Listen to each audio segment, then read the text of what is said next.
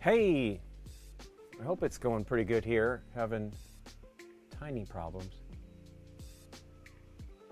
I think the music's a little loud. I'm not really sure. We have a different way of doing this stuff now. And it may just be me too. Definitely loud. There we go. Okay. I think I got it. Let me know if things are too quiet, too loud. We do our stuff now, our audio. We used to use an internal browser in the software that we use to stream. It's very good stuff and expensive. Most people just use, the desktop software, which makes a lot of sense. This stuff, we have to keep paying for the updates and stuff like that. But what it does do is allow us to have calls and things like that that are just super easy. It's not bulletproof, but it's pretty great. But the issue is like their browser had stopped working with our music provider. We use Epidemic Sound. I really like their stuff. But it wasn't working inside of the program. Like we couldn't log in no matter what we did. So it's been a challenge. We were supposed to do a game stream today. Well, I'm a little quiet. I have 3 copies of Marvel United. Well, I actually have more than that, sort of, but not of Multiverse. So I'm a little quiet, huh? Let me just listen to the stream here. Oops. There we go. Oops. I say there we go when I'm listening back here. Okay.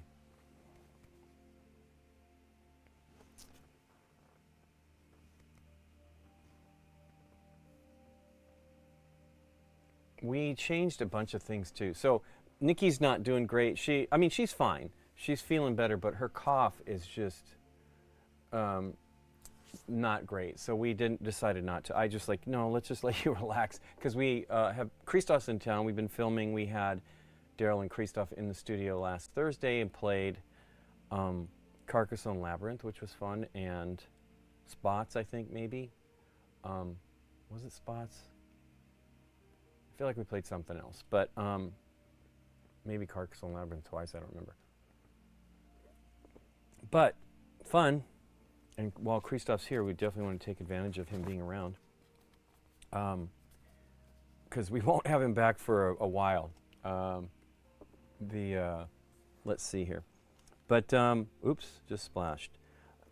But yeah, it's been fun. We've actually had a really good time. I wish that we had a little more, Nikki was feeling a little better just so that we could, there was some sightseeing. And Christoph's been busy too. He's actually working remotely while he's here. He took the first week off, but the second week he's been working remotely. So he's a little, he can't get going. He's working German time, so. But it's cool. And we've been having a good time. We filmed last night with Amanda and Christoph, which was great. After Christoph was done with his work. Boy, I'm trying to get this. I have a new piece of paper in my wet palette. And it's basically, I just believe, parchment. I don't know what this wet palette. I have a bunch of wet palettes, but this one's from, I never remember the name. I remember the old name. Let me see if I can find it here. I really like them. Game Envy. I didn't even have to get to the point of looking. So I have their wet palette, their smallest one, which I really like because it's longer and narrow, so it fits in my desk. I have 2 Redgrass palettes, and I have a wet palette from Masterson, and Nikki was the one that introduced me to wet palettes, and I've just used them forever. I used to use, I believe they were kind of like maybe, restaurant trays. They're white metal with porcelain, glazing and blue rims, and so you would put the wet paper, not a sponge, but a wet paper towel, and then the vellum on top of that, or parchment, and then non-treated vellum. And then you would put cellophane wrap over the top of it, which worked great. But the one I have is a small one, but it's still kind of big. So let's see here. I have, let me get to the that stuff. I have, let me cut to the down cam. Let me see if it'll do it. Is that it? No. That's it. I'm figuring more of this stuff out. Like, I don't use it a lot. You know, Derek does this, and even he, like, you know, loses track of like some of how you do things because you just, you know, unless you're using every element, you kind of tend to forget. So I have anti-shine varnish. So I went and bought. We went to Burbank House of Hobbies, and I was just looking for the smallest bottle of gloss varnish. I have like large bottles of matte, ultra matte, and satin. But I didn't need a big bottle of, and so this should be enough. I don't put a lot of gloss on things, like I do them on gems and things like that, or lenses. But we went and bought that and some of the airbrush cleaner that you use as, it cleans your airbrush, but it also is the glue. So it's essentially chemically identical to this one, I believe, to me extra thin. I'm not actually there's two bottles I have, and they're both extra thin. It might be closer to one of these two, I don't know, but it's like I'm not even using it a lot, but I bought it as an airbrush cleaner and as more thinner. Like, it's these bottles, I don't think they have a price on them, but they're not inexpensive, and this was like $11. Look how much more liquid there is, right? So it's like, and it's also kind of great to have it be multiple uses, right? Got that darn thing off camera there, or off. So this is the challenge of the music. I like having the music. That's going. But yeah, it's got to be like 3 or 4 times the amount. I'm looking for. This one says 250 milliliters. But I've used Tamiya forever and did not know. I saw a video about it or something. About it being the same. So 40 milliliters. So it's, you know, it's massive. It's like 8 times the size. Is that right? 8 times? No, 32. It's 6 times the size. I can't do math today. Mr. I can do math in my head quickly. So we, I bought that.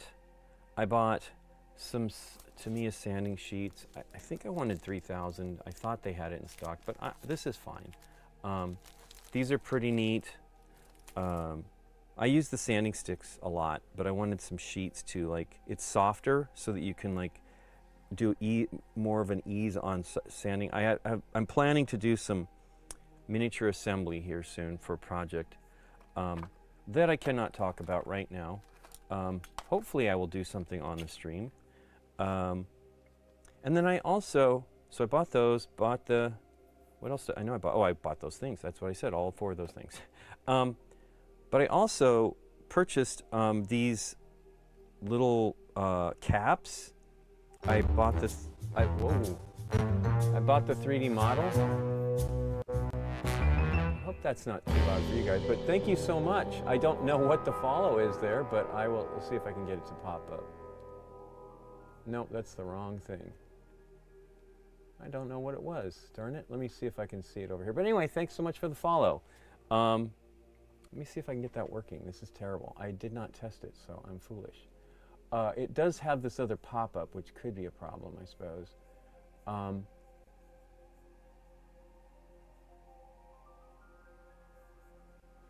can see that, I think. Dipper Do, I think is what that says, 83. Thank you so much. Did you buy Protocol Step? I did not expansion 2. I already have. I have one. I looked at it. We were kind of like running out of space, even though we were trying not to take that much home. And I really should have got it. We only went by their booth once. But I looked at it and I'm like, oh, there's some colors I want in here. And, I mean, I want them all, but I did not get it. We actually looked at a bunch of things. I was also over at Artist Opus and I contemplated getting their dry brushes. And I really don't need them. I have several, and I really, these Army Painter ones are not terrible. And I've been reading that like synthetic ones are pretty awesome. I mean, I obviously have some sort of synthetic ones using the makeup ones. Anyway, so yeah, thanks for the recommendation on that too, Maple 15. So these were 3D printed. I have a 3D. I have a lot of 3D printers. Well, few. And I have a Saturn 3D printer that's relatively large bed. I mean, of course, I now want the new Saturn, you know, 4 or whatever it is. But I don't. I really can't buy it. I have too many. I haven't used this one enough, and I don't know. I mean, I like it. It's really great. I mean, it's phenomenal for printing miniatures. This one's 4K resolution. I'm sure the 16Ks are amazing, but I feel this looks really good. But this is a little cap that goes on your paint bottle, and it's meant to be a swatch. I have some other system that has that potential thing on it, and it's a storage system, but I will probably do something like that. But I painted this one before we left. It's not exactly how I want it to be, because I do want to... It is the color, and amazingly enough, I feel it looks like the bottle. So I might be just making projects for myself. But it is nice when it's, you know, you're seeing it at the end and you just see it. Now, I feel like I should have put a little bit of the medium in here to make it a little bit less intense. And plus, you can see here, I touched it while it was already dry there, which was crazy. But I primed these. I tried to print, when did I get here? I think I got 14. And I tried to do 28, I believe, or 32. And that was the printer failed. Not failed, it printed all these. I'm sorry, you can't see. They printed great. And I like these because they're not too tall, right? They don't go above the cap, the top too much. There were others like skulls, like orc skulls and regular skulls and stuff. Like this guy on Cult of 3D or something. Cult 3D, it was like $5 to buy the model, so I was very happy to do it. And I like it. It does give you an idea what it looks like on a finish, but I think the other ones I do will be a little bit of the medium. So it's not 100% the intensity that you might see, but if I do 2 coats, then it should be pretty good. But yeah, I need to print more. So I had like half of them fail, which is a bummer, but it's good, especially since I have a lot of the stuff pointing straight up, but I have some also pointing at an angle, and I think this is a better way of seeing what color it is. The other thing that I have is a whole mounting system. So it's these essentially 3D print plates that then you mount things to it. I don't have a ton of room for that. I was kind of hopeful that I would set something up, but I did not. Yet. And I have to 3D print it all. So, you know, I bought a new FDM 3D printer, a Bamboo Lab, and it's pretty neato. Nikki wanted to play with it as well. She's gotten into looking at some fabric type things that people are doing with it. Printing like on a mesh. So, I mean, I'm excited for her to try that. And she's excited to try it. So we end up going for one that does color well. Anyway, so yeah, I have 3 sets of the Marvel United that I'm painting. I don't own them all. One of them is Scott's, one of them is a friend of mine, and then one is mine. I do have more. I mean, I came close to buying more. There was opportunities. I'm like, I just don't need it, you know. But I also am only hoping that I can get. I'm going to try to spend a little bit more time. My mom comes over on the weekends, and I don't like to have her come over and then not hang out with her. I had stuff I had to do on Sunday, and I did not like it.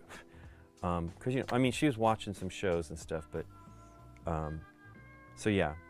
Anyway, so this is Cosmic Ghost Rider.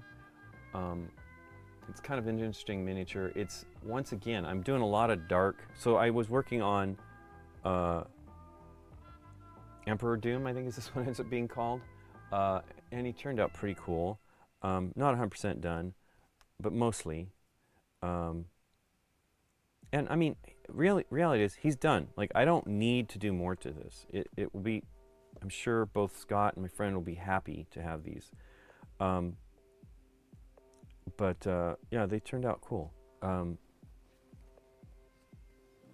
So yeah, let's do Ghost Rider. Let's see what he's like here. I've got the pictures. I also bought, so Nikki and I got back into Zombicide when we did the stream for Azadeh. They are now on the Zombicide brand, and they are doing a, I did not back it, and I regret it right now.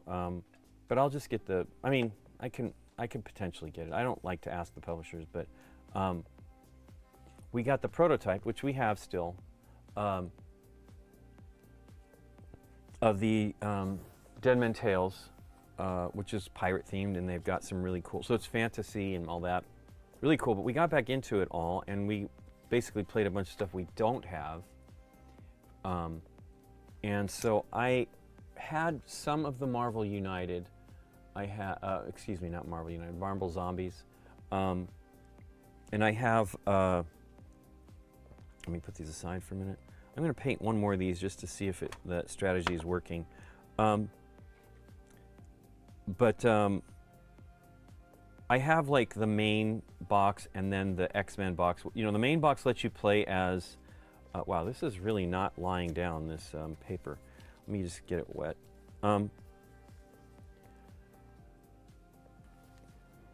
It is dry, and I have the AC going. It's been warm. Since we came back, it has been warm. It was cool, and we had tornado warnings and stuff like that in Indianapolis, which was shocking, you know, for people that I hadn't been in one in a long time, and it wasn't likely to hit the downtown, but you know, whatever, you never know.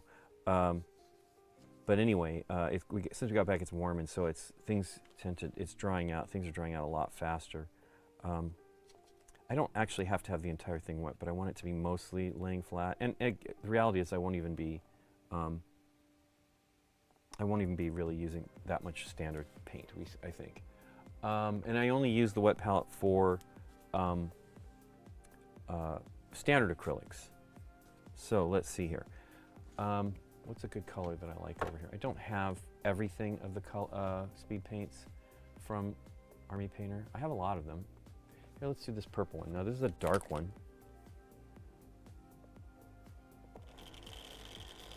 But yeah, I want to get, I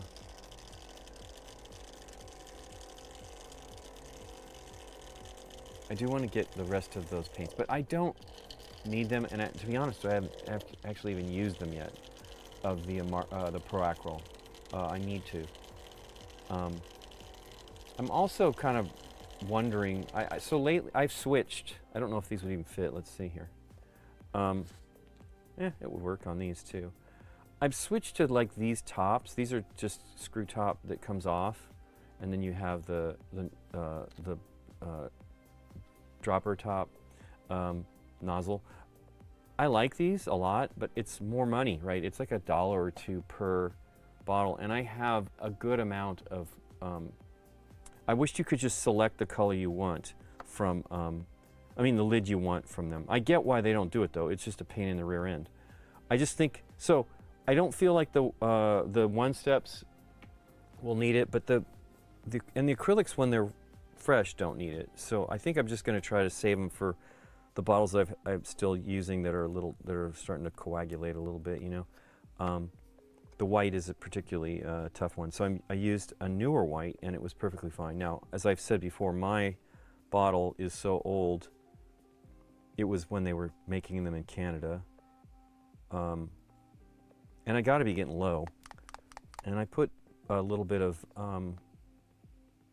thinner and flow improver and water in here at one point, so it's helped. But like I have, is it the transparent white?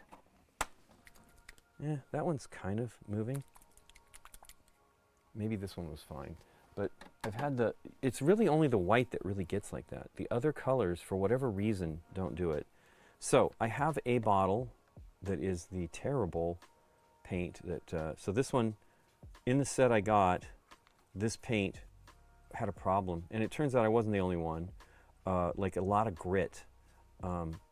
So I'm just using this as the bottle. I mean, I plan on using this paint. I'm not, it's not terrible, but it does not work like the standard. So one of the pigments went in kind of and it either coagulated quickly or it never dissolved or whatever. But I had to give them an example of it not working, but they sent me a bottle right away when I did, because it was like, well, this is weird. And it's crazy because I went to use it. I'm like, what is wrong here? And I was really worried. Hey, Amy, how you doing? Oh my God, their yellows are amazing. I just think their paints are great. They really have great quality, and they give you a lot. I mean, you know, this is 18 milliliters, I believe. And you know, the stuff from Pro-Acryl is 22. And it's the same price as these, and maybe $5 might be a little, I can't remember what the individual bottles of the new Pro-Acryl one-steps are, but they're all great. And it's a really good, gosh, this darn thing keeps popping off here. I don't know what is up with that. But yeah, these guys are $8 for 18 milliliters as well. And I really like them. But if you're going to use standard acrylic, Pro-Acryl is the way to go. I do have some War Paints Fanatic and other brands, a little bit of Citadel, things like that. Or they're called Warhammer Color now. Anyway, so let me mix this up. Let me try this on the cap. I think it'd be great, you know, having these on the ones particularly that you can't see. I can see the Citadel / Warhammer Color. I can see most of my Pro-Acryl, but I cannot see all of the speed paints that I have. And I have some other bottles of this style too. I have some of the War Paints Fanatic, and I also have a few of these. I love this though. I have a few of these each, and so these we got last year at Gen Con when we went to the Paint and Take for Horrified D&D, which was really fun. It was a great event, but we kind of, the timing, there was all kinds of miscommunication. I think it has to do with where people are in the, when they send out the invites, but we were like an hour late. But this one's angelic yellow and demonic yellow, and they are exactly, well, theoretically exactly the same color. The nice thing about these paints is they tell you what color it is, and this is the matches demonic yellow. And then they also, the great thing about the army painters now is they give you an actual color name. So this is vivid yellow, and this one's pretty good, but definitely Amy's saying that the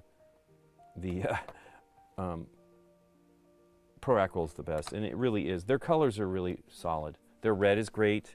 I just dropped this. So yeah, that's one of the, there was a comparison. I had some people, wow, this just keeps falling right off. It must be sticking to me because it's a little humid. Hey, thanks, Meeple15. It's good to be back. I love going to the conventions, and we had a tremendous time. We saw people we hadn't seen for a while. And you know, this was our first big con since last Gen Con. We did not go to Spiel. So it was fun, you know what I mean? It was a little weird at first. We got in there and it was a little crowded. And that's just because we still went to BGG Con and stuff like that. It's just we're probably a little timid there with a bunch of people around. But we had a good time. Went to too many meals. We had basically a meal plan for every night, which was fun. And we have a friend that we don't see much. He lives in Chicago, and so we always plan a meal on Wednesday, which is at Old Spaghetti Factory, which is, when I was young, that was, my parents liked to go there. And I am not the craziest about pasta and stuff. I don't hate it, but it's not it was never my favorite thing. And I remember being disappointed one time when my dad and mom took me to Old Spaghetti Factory for my birthday. And a friend of mine got sick, like there, and it was terrible. But poor guy. It's fun to go there. I have been going there. I don't think I went before 2019 or 2021. Eric Martin, who used to be part of our team, yeah, this is a little too thin. That's fine. He was having problems with gluten, and so he wanted, and I'm pretty certain that was 2021. They had gluten-free offerings, so we went there, and it was great. And the crazy thing was, is when we went, I looked over at a table not far from us, and there was a guy that looked exactly like my father. My dad had been dead 20 years at that point in time, and he looked exactly like him. I took a picture. You know, I was trying to be surreptitious. I don't like to make people uncomfortable, and I have this paint on the wrong side. And so I swear, I don't talk with my brother, unfortunately. I might have sent him the picture. We were definitely talking a little more then. He just doesn't talk to us. And he doesn't talk to my mom. That's really the big problem. But anyway, and then I sent the picture to my mom. She's like, "Oh, it looks like your uncle." And you know, my mom probably would know better than me, but I know what my uncle looked like too. And the guy looked like my dad. He chewed like my dad. Everything was crazy. And so when he got up, though, he was not exactly like my dad. He was probably 5 or 6 inches shorter. I don't know. There was no way. I mean, I contemplated going over just to ask, you know, like, I know he's not related to us. Although you never know. We don't have a lot of relatives on that side of the family in the U.S. Anymore. I mean, there was an uncle who I never met. You know, and maybe he's related to him. I don't know. But it was crazy. This will probably work. Oops. I think these look cool. It gives you, oof, that's a little too. And I'm going to tear it just like I did the last time. I want to have a little bit darker so you see what it's like. I definitely tore it. So let's just let that dry. So you know, when you do these paints, you want to wick up any pools so that you it doesn't have a real heavy color there. I also, as I'm doing here, I will do a thinner coat and then come back and do another thin coat. I kind of like, with the contrast paint, speed paints, I like to kind of creep up on the intensity that I want. Because, I mean, maybe this will help, but often I have no idea, like, I haven't used every color in the set, and you know, I've found doing these paints that you know, these minis anyway, you use a lot of the same colors. It's, you know, it's comic books, I suppose, but these are cool. So priming them was a pain. They're tiny. I probably should just brush prime them. I used the airbrush. I contemplated doing a zenithal highlight. I don't think that's not necessary. Not sure I've been to Old Spaghetti Factory. I need to try it now. It's good, Daniel. I think there's one. I think there's one in the Inland Empire, sort of. I feel like, I mean, I used to believe it was there. I don't know if it survived, but they definitely had them, and it's good. But it's not. It is definitely not my thing. But the meal that I get is the one we always got when I was young, which is literally spaghetti and cheese. No marinara or anything like that. And Nikki likes it too. I'm shocked because, you know, it seems a little Frankenstein-y, but it was really good. And it was fun. I mean, I like the place. The one in Indy is great. They're really nice. We had a great waiter and dealt with, you know, a table of 8 of us or something like that, with different tickets, and you know, our friend wanted to pay for all. He paid for another meal, but he wanted to pay for us, and he was like, we had all these people going, and he's like, you know, I have the same aversions. Like, I have no idea how much I'm going to get into here. I can't really afford to do it. But we had a great time. We went to, oh, I got the paper towel wet. We went to Giordano's, which is a Chicago stuffed pizza thing. And they also have, like, standard, I think, pan pizzas. And those are more like Pizzeria Uno, which is one that we went to, Nikki and I went to when we got married. Oh, wow, it is out there? Okay, Monrovia, nice. Out by your daughter, yes, I know where your daughter is. So yeah, it's not bad. I don't know. Again, they had really great Italian sausage. I had that last year. I think I ordered I didn't do it this year, and I should have. I just got the plate of spaghetti. But that is, the name of that dish is, the cheese is Mizithra, and it is a Mediterranean, maybe Greek cheese that I have Greek heritage, and my dad was half Greek. And I mean, both his parents were half Greek, so it was pretty crazy. But yeah,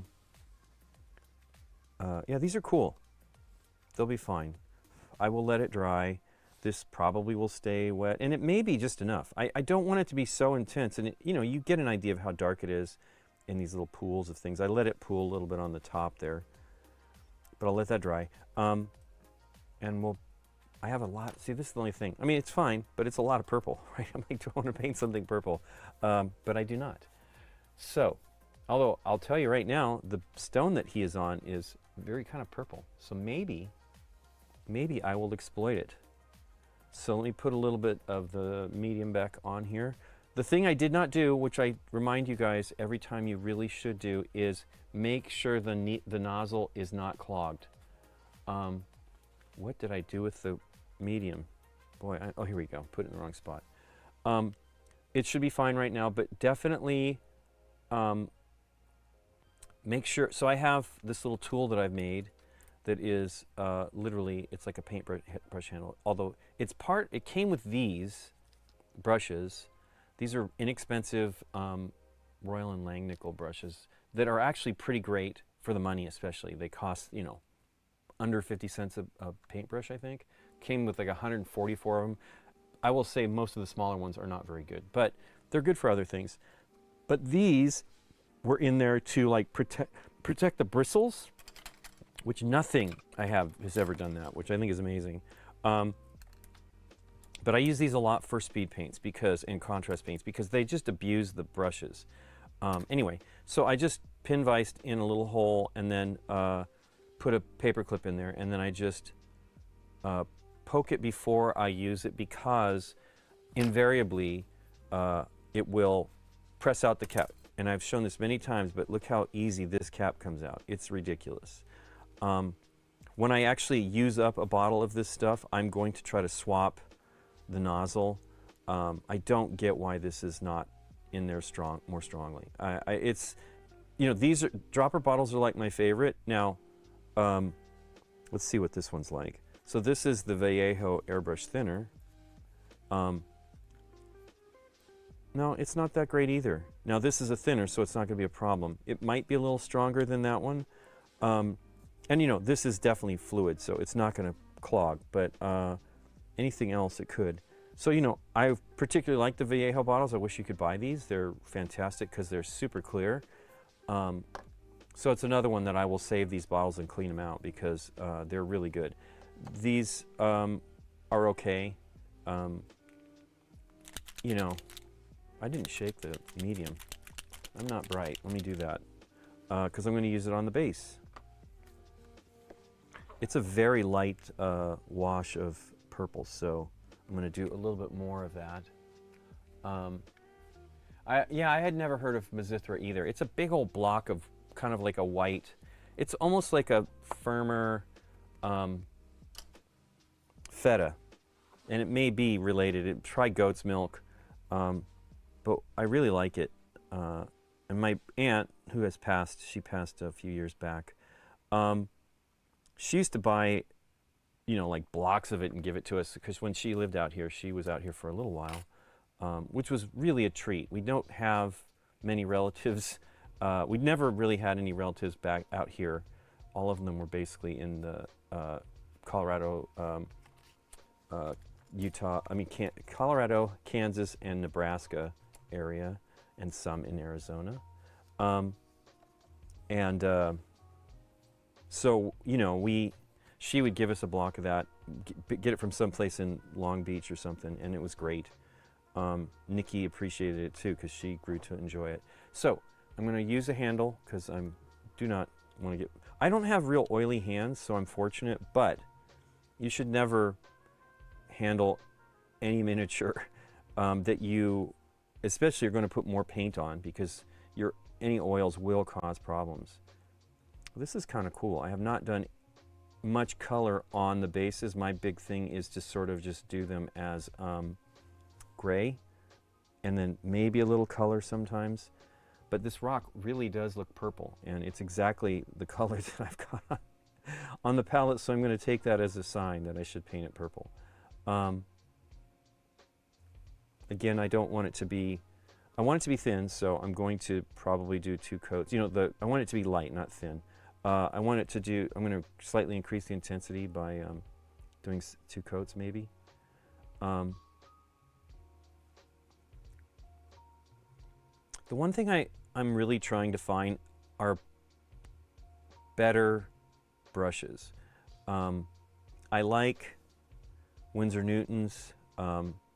They're harder to get right now. We have like some sort of, I mean, it's terrible. Ultimately, synthetic is probably the way to go. You know, I'm not a fur person or anything like that, but they absolutely use natural hairs from what they call sables, which I think are really weasels or whatever. And it's just not great. There is a, the problem is I was at Geeky Tees, and they're like one of the only stores around, but they don't have it clear which ones of the new Army Painter brushes are their new synthetics. I know some of them, basically the ones that have the numbers on the, I have one. I bought it at Geeky Tees. Let's see if I can find it here real quick. These are a new synthetic that's supposed to be amazing. I have barely used it. This is actually a pretty good sized brush. But yeah, see a 5 here. Then this is for base coating. There's one other size. It's round. I also thought that it was these triangular handles with the numbers. I don't know.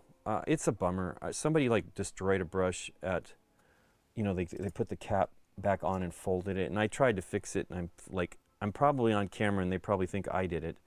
But I was bummed because like you got to be careful with these. They're not, you can't repair them easily. Synthetics will snap back a little bit. I mean, hairs, natural hair will, and I'm not sure whether that brush, that was at Burbank House of Hobbies, not at Geeky Tees. But yeah, I was disappointed, like, you know, and they just jammed it on there. So that brush is probably toast. I tried to, you know, I was doing it with straighten it out and stuff, but I didn't have like, if you have like these brush cleaners and stuff, they sometimes can help. Anyway, I'm looking for a brush, I want a size 4 that would be pretty strong. I have, let's see, I was just pulling that out. I have one from, I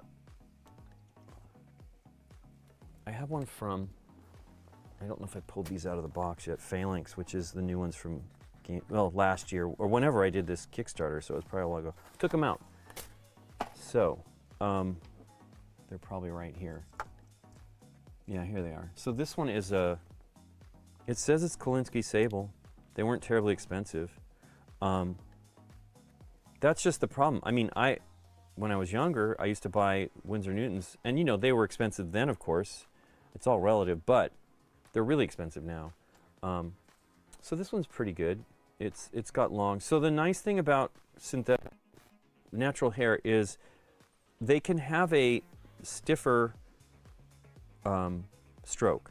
I prefer them to be stiffer, and you know, there's a bunch that I pay attention. I don't love them as much as I used to. I got to be frank with you. I don't love it when they cuss a lot on the streams, on their videos, and I won't mention it. But I like them. They had these nice brushes that they were doing with Da Vinci, which I've used Da Vinci brushes before, but they were not mine. They were a friend of mine's in Germany, and I probably will try to go get some when we go. But they look good. I mean, I was contemplating, you could get a pretty good deal and get, you know, but I need 4s. I really need some 4s. I have a lot of 2s. So yeah. But yeah, there was a lot of, I don't know, it's frustrating lately. It's like I'm being edgy.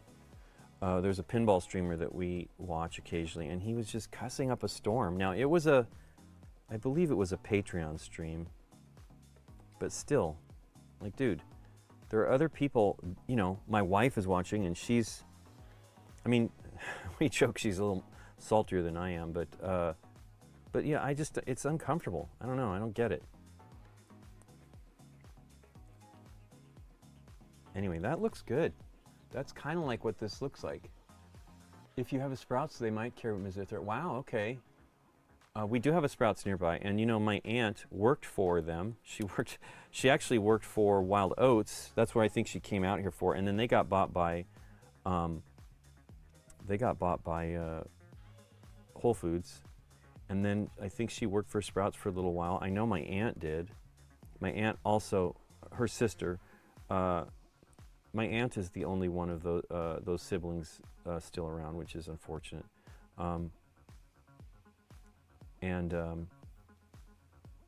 She worked for, gosh, I don't remember that, but she also worked for Sprouts. My aunt is a very, very, you know, health food, since I was wee, you know. She's good 8-10 years older than I am. Wow, that's kind of terrible to think about.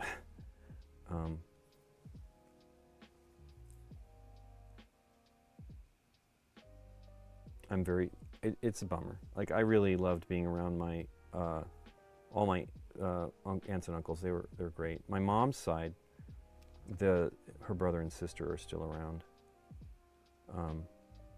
But on my dad's side, we don't have any of those people around anymore.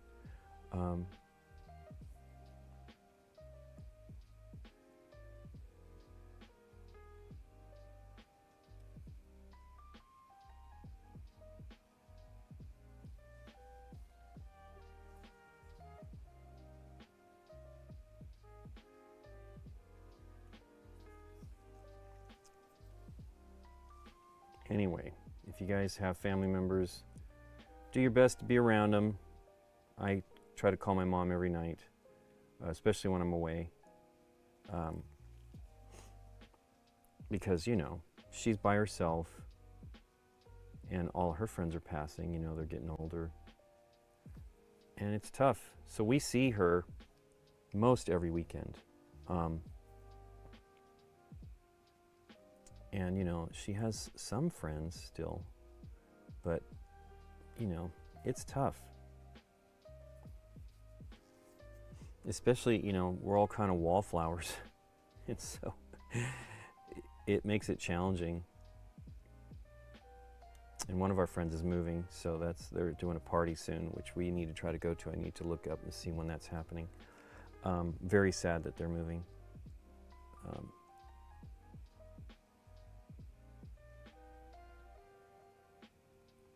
But hopefully we can see them and they might visit some.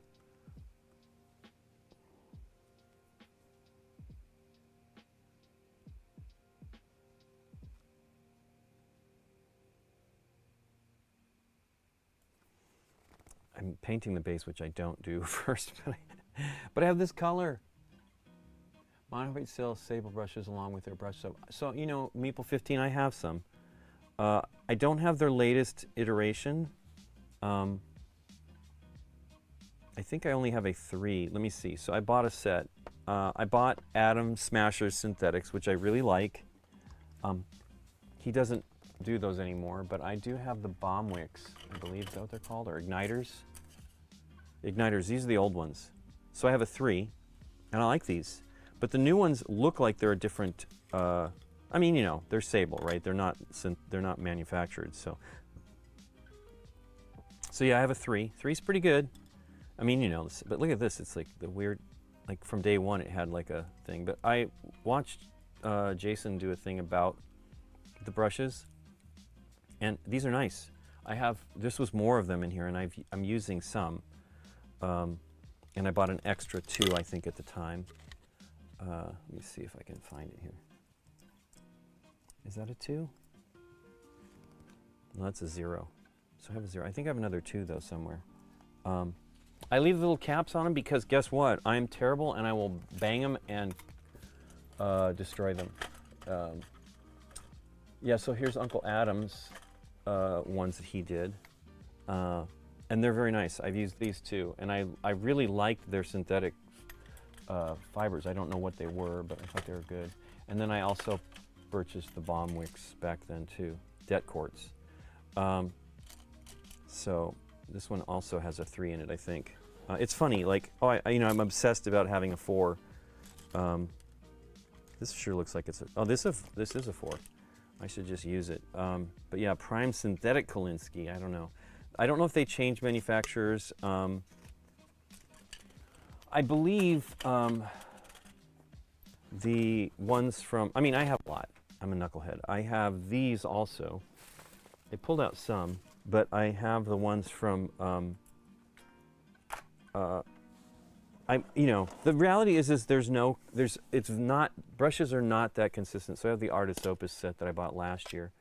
So I bought extras of certain sizes, but I think I maxed out at 2. And so I went by their booth, couldn't see a price list, and we were busy. And so they were helping somebody else, and I just didn't want to be in the way. So I left, and I'm like, because I'll go to Essen, I could probably get them there if I really want one. I am seriously going to try to buy some Da Vinci. I really like those. Raphael is also another great brand. Wow, is this going to come off? Yeah, see, this one's already kind of messed up. That's how and this is, I'm sure it's fine. It is part of the whole, I think these are Rosemary & Co. is who they say make theirs. And supposedly who makes the ones for Games Workshop is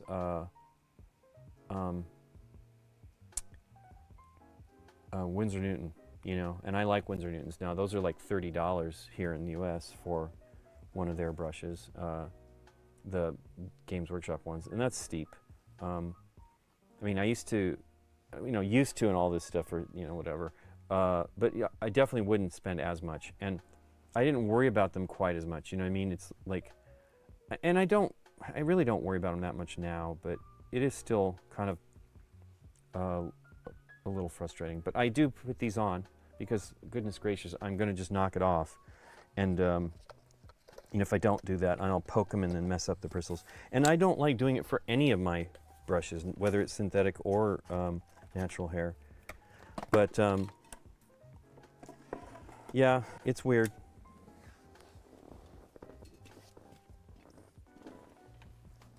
Clunk.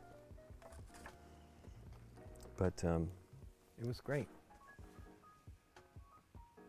Hey, basic recollection, but you haven't played Card Game Skull on the channel. I will check that out. Watch your step. I know, can't remember if Nikki's played it, because I think that's Asmodee, right? Does it, at least in the United States. We should check it out. We played some fun stuff. We were going to play a new game today, but Nikki was willing to do it. I'm like, you really should let your voice rest, because she started coughing a lot when we were filming yesterday, and I was like, she can't help it, and it's, I just don't want her to feel uncomfortable, and it's weird. Okay, another spot I missed here. Let me see. Look at the one I already painted. We did kill our cable, though. We finally cut the cord yesterday, and boy, oh boy, were they quick to cut it. I thought they would just let it run out till the end of what we paid for. I don't remember when we're due, but I think we're like halfway through, a little more than halfway through the month, or the period. And we sat down for lunch, and it was done. And I'm like, okay, well, there you go. But it's good because guess what? So we're using the internet still, but it was a $375 drop in cost because of, I dropped that in our phone, which we never, we have some people that call, old school folks that call on that number, but not many. And it's mostly BS calls right nowadays. So I just thought, you know what, let's just get rid of it. Especially since it is a IP phone anyway, so there's no guarantee that it's going to work in an earthquake, which is my mom's fear,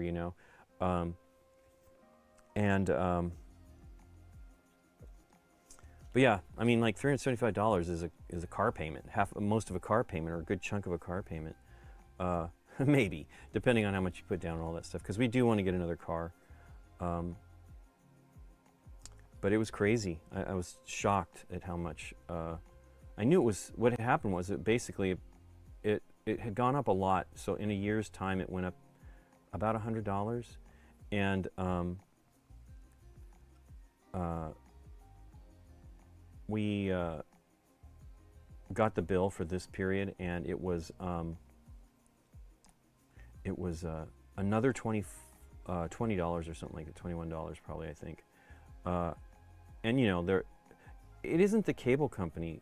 I mean, I'm sure there's some of it, but the real bulk of it is the providers, you know, the channels and stuff. And I understand, it's all about, they got to, you know, profitability, but I'm like, we aren't getting what we want out of it. We're not watching much on there. We will miss a few things potentially, but we are not, you know, ravenous television viewers. My mom watches some, but Nikki, not that she watches much here, but Nikki mostly watches stuff like movies and stuff online, or with, you know, because we have some streamers and we have our film library. I have a lot of movies I buy discs all the time, and that's the other thing. I figure I've done this before mentally, but my rationale was I buy enough movies because I am a physical media person, have always been. I could save money by buying 2 or 3 movies that I really want to see every month, and it would be considered, you know, $375. I would probably pay for 3 movies with $75, so I'd still have $300. You know, they were like, well, we can drop the cost. They couldn't drop cable. That was the one they're like, they didn't offer any kind of breaks on it, but they were like, we can take $10 off your phone bill. And I was like, well, maybe, you know, I mean, I go, the problem is we don't really need it. And so, you know, I'm sure they're dealing with cord cutters all the time, but we had just been holding off because there's things we like about it. I do appreciate the DVR. We do have a TiVo, so we'll probably focus on using that. If still it works, I mean, it should. But yeah, they're going away. I don't think they make hardware anymore. So Dave is a bona fide TiVo user. So I know he was, I can't remember, I don't think his parents had a TiVo, or maybe they did. But I think he was using the, like, Comcast or something, one that they had, DVR. So he might have semi-moved on from it, but I can't imagine. He loved TiVo.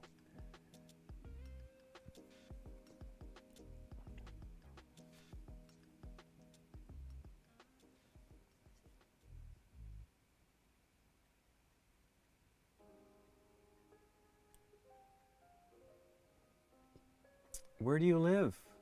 Yuho, watch your step. Shipping's bad everywhere now, though. We have some friends in Canada, though, that kind of get horked on it. Hey, Cirque.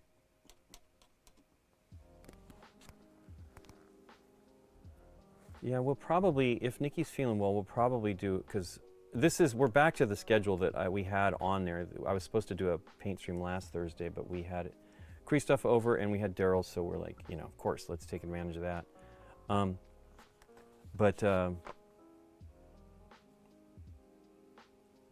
That was almost all the paint. That's pretty amazing. I just cleaned the brush, but I haven't really got it all done.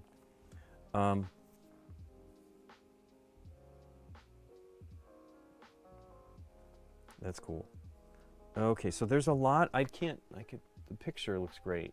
It's like his chain is glowing. His guns have like glowing chambers, you know. I don't know, it's crazy. So I'm gonna try to do a little bit of that. And the way I'll do it is I will put yellow down and then do the orange, because it's like, you know, flaming. It's neat. I don't know Cosmic Ghost Rider. I've only ever seen the movie with Nicolas Cage. I don't think I saw the second one.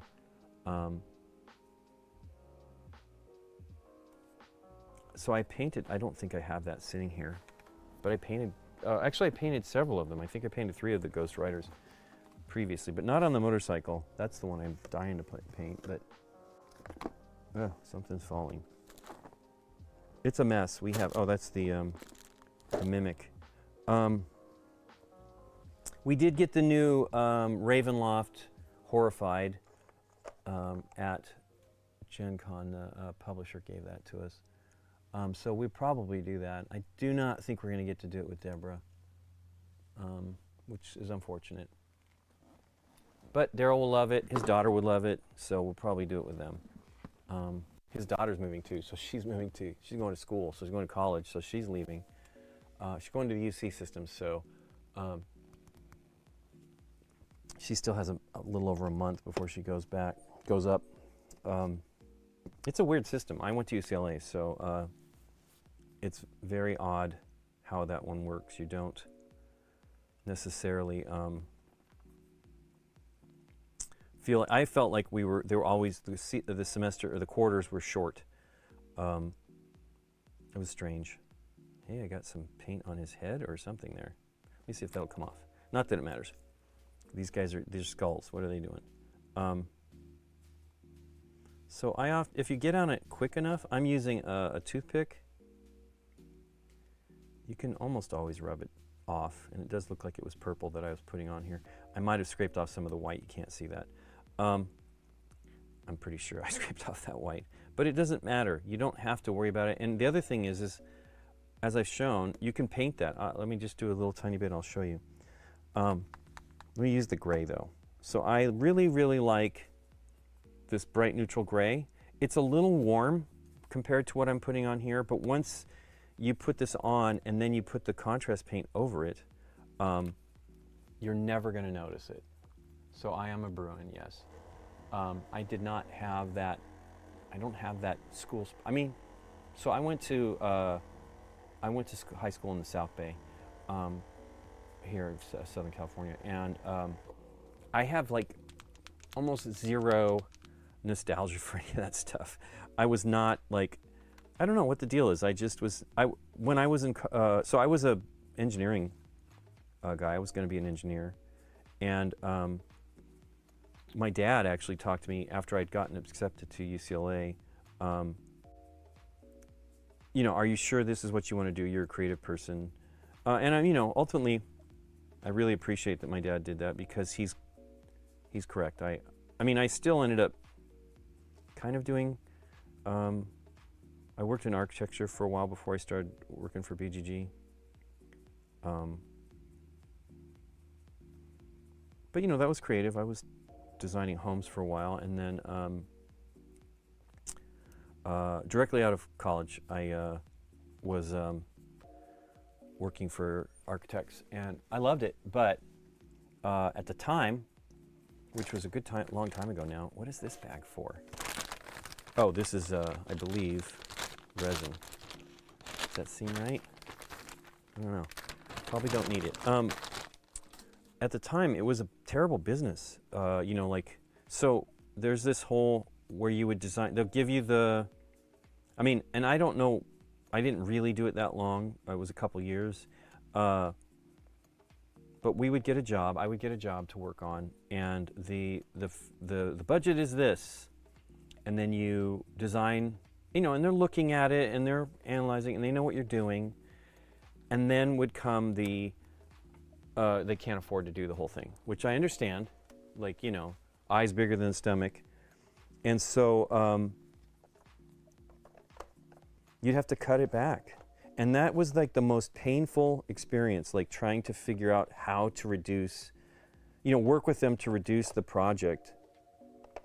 And I mean, I was doing custom homes. So, you know, that was actually the most exciting stuff in my opinion.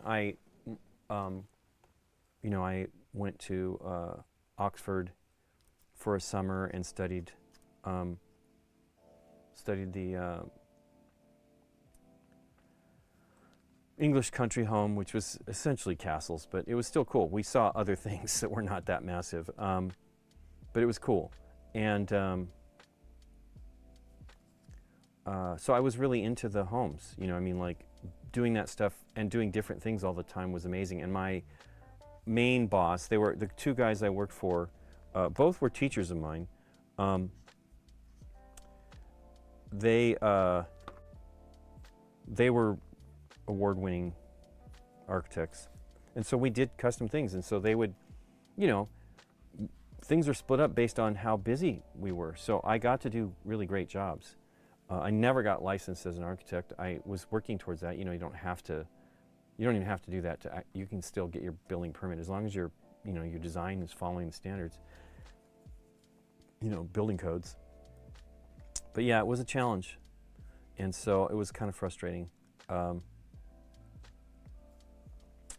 Okay, so I feel the change should be after his body stuff. I don't know what this is. He very much looks kind of metallic. His boots look, I don't know. But I am going to paint him. He's got the little chibi butt. It's pretty funny. I'm going to paint it with my favorite for black. This is one reason why I would love to just paint something else for a little while. Oh, you know what? Is this the one? No, this is the character brush. So yeah, here's another brush from Army Painter, right? Same kind of thingy. It is not that one. And it's okay. I think this came with a paint set. It's fine. I think. It must have. There's no reason why I would have this. And that's natural hair. It's not their synthetic.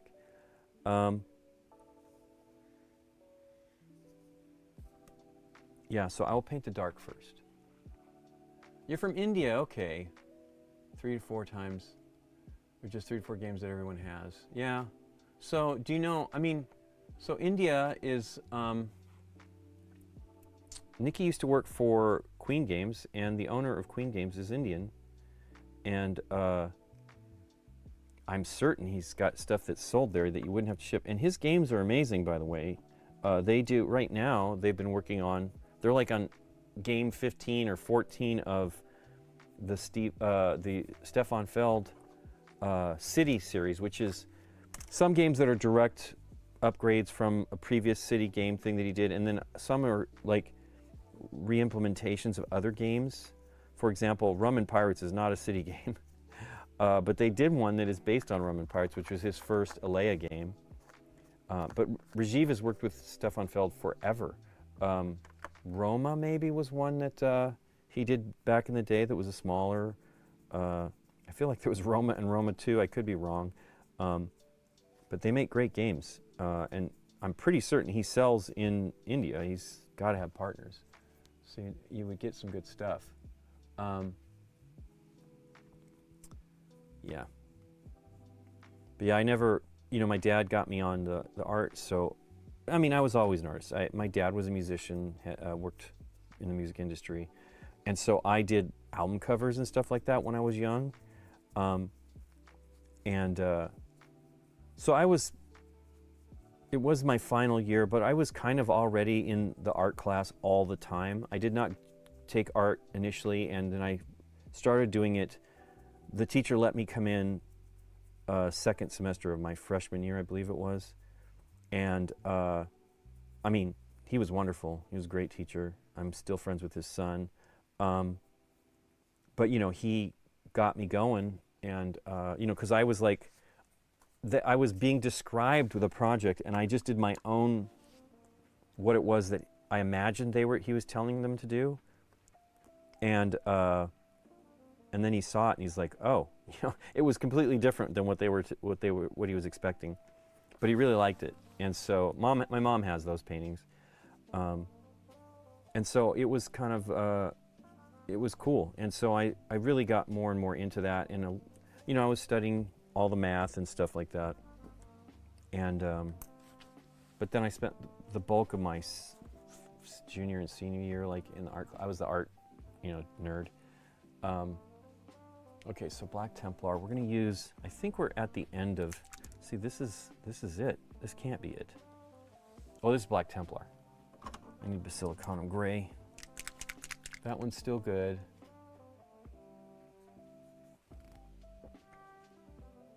So this is the end of this. I don't know. I still should just use this as a wash because it's so coagulated. It's very crazy. This one just, once I spilled it, I knocked it down on the desk one time, and wow, it really is terrible. It's coming out all over the place. Let me just clean this up so it doesn't. That's probably why it's drying up, because this is the terrible thing about these bottles is any paint kind of blocks it. So this purple one I was cursing earlier, it just will press off. Like, I don't know what is going on, but it will just come off on its own. And I'm not going to decant these things into another bottle. That just is insane.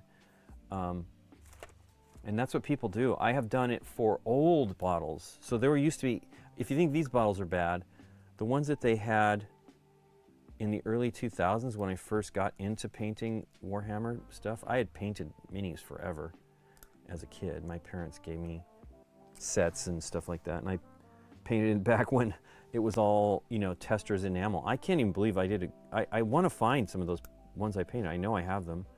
I can't believe how good they looked. You know, it was like, I mean, you know, it was probably prior to my art, or at the same time maybe as my art, because my mom and dad got me an airbrush. You know, they really encouraged the creative thing. And I was like, you know, super fine detail, like for, you know, for a kid. I'm sure it's not as amazing as what I do now, but so when Daryl, as a matter of fact, one of the guys that got us back into board gaming, so we started a group with Daryl's friend, and then he invited Daryl and some other friends, including Daniel, who's been in on the chat here. And while I was away from my grandfather, we were visiting my grandparents, and my grandfather passed away while we were there, which was terrible. And my dad died the next year. While I was gone, they got back into Warhammer, and I was totally smitten with the minis, but I'm like, yeah, this is too expensive. And imagine what it was like then. It was much, much cheaper 25 years ago. And, but I got into it, and I, you know, working with paints, which were not even as good as they are now, but they were still miles better than the, yeah, I'm not going to use this stuff. Miles better than the stuff I got from, wow, we'll do this one. The Testers, oh my gosh. Hey, Time Roller. Yeah, Queen Games is based in Germany. They're great. Supposedly Ronin, a new game designed by Emmanuel Ornea, is great. I want to try to get that when we go to Essen. We saw Rajiv at Gen Con. Very briefly, we were at the hotel waiting to do dinner, I think. And thankfully he was busy. I mean, I would have had dinner with him totally, but thankfully he was busy just because we had a group. They do good stuff. Annie from who's been on our show and is good friends with us, she works for them. Nikki worked for them for 5 years, 4.5 years.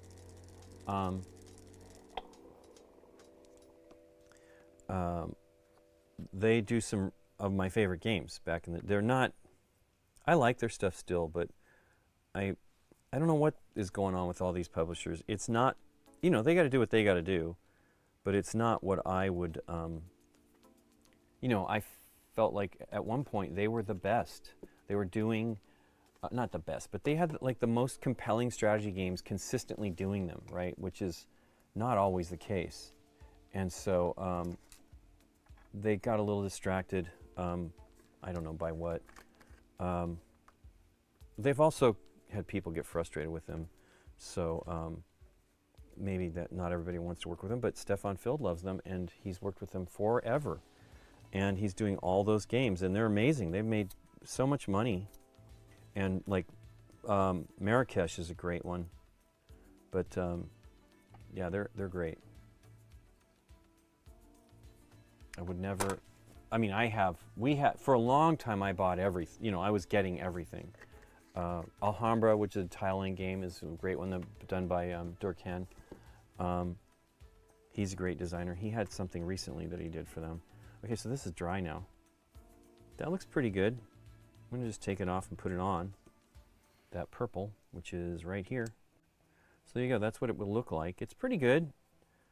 It's a little splotchy there, but you know, you see the darkness and you get an idea of what the color is. So, and boy, oh boy, does it dry flat on this primer.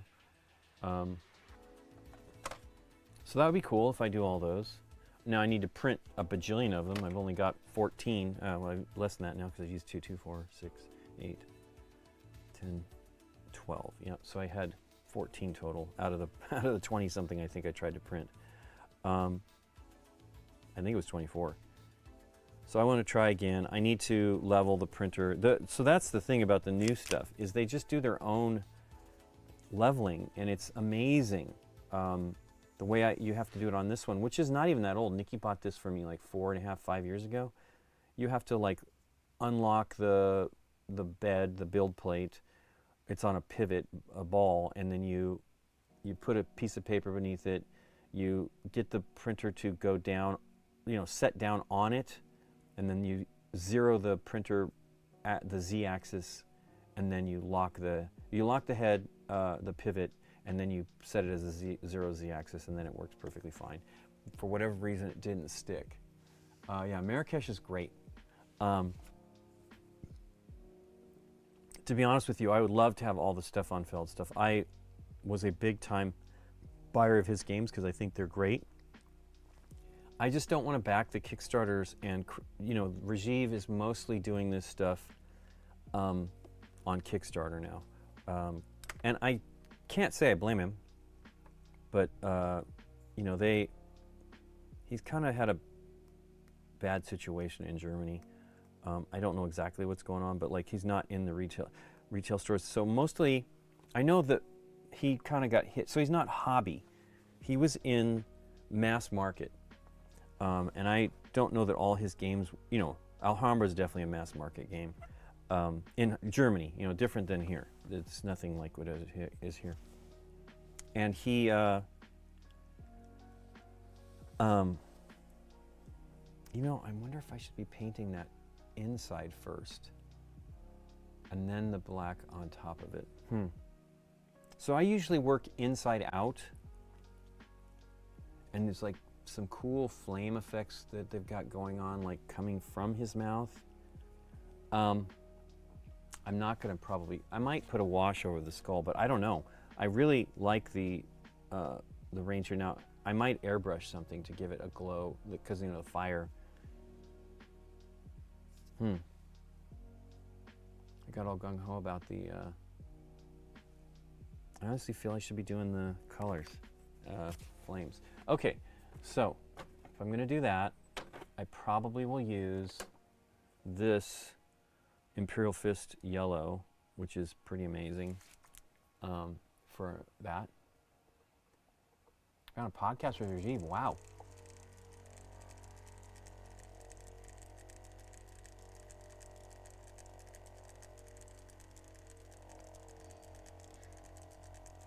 Yeah, Rajiv, he came to visit one time. This is not focusing, there we go. Rajiv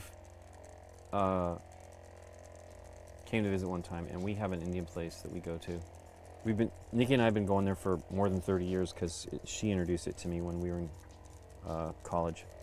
And actually no, I introduced her to the Indian place. She introduced me to the Thai place. I've been going there for 33 years. Used to go with my previous girlfriend, and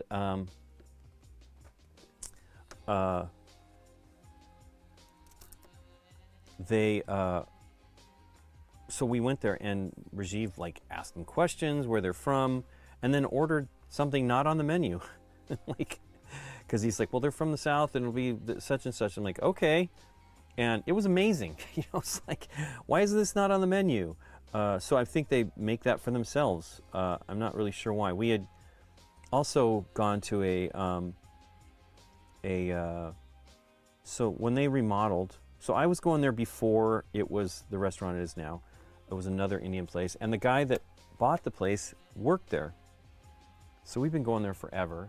And at one point they closed down to remodel, like massively remodel. And we ran into him at the department store. So this was when department stores were still kind of around. I mean, their store is still around. But we're like, hey, you know, and we're like, when are you guys opening up? He's like, oh, we're opening soon. You need to come. So it was a community deal where it was they were serving everybody for free, and it was tons of dishes that are not on the menu. It was crazy.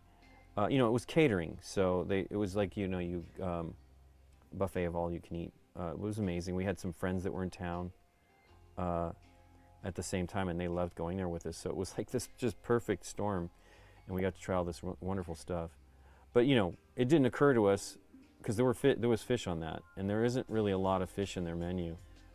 But he is also, Rajiv's like, you need to order it spicy but not hot. He's like, you want the flavoring. If you tell them to not so spicy, they remove some of the seasoning. I'm like, oh. So we did learn that from him. And he's made us food. We usually, we'll go out to eat, but we also go to their place when we go to visit in October usually. So if he's not busy, we'll probably go. One year he was busy and we couldn't, so we couldn't sync it up. But yeah, he's an interesting guy.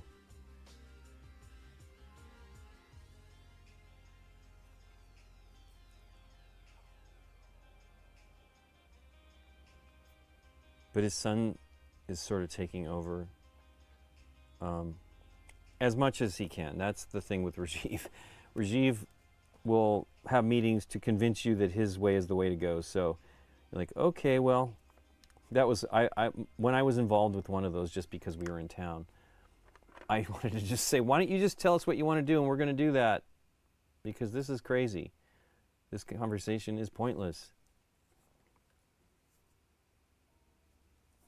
And it's like, we would talk to our friends that work there, and I'm like, why don't you just say, what do you want to do? And then just go, cool, let's do that, that's great, and be done with it, because it's like hours of discussing stuff. They would have, when Nikki was working there, after Essen, you know, I believe it was the next day, you would, I'm pretty sure it was the next day, there'd be all hands meeting, and they would talk about that and then talk about what they're going to do, and it went on forever. And I was just like, what is going on here? Everybody's tired. But you know, it was lessons learned kind of thing, which makes sense. But still, once to get it while you're fresh in your mind, I guess, but I don't know.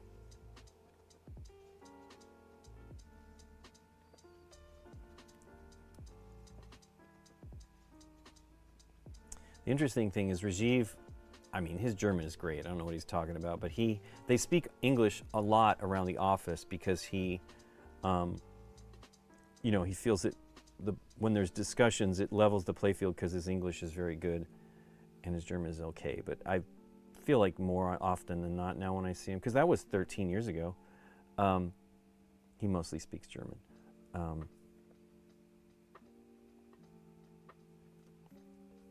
But Annie, who did not speak, you know, like any English, her English got better from that. And then Frank, who's another friend of ours who's a developer and a designer, he has a new game that came out from them.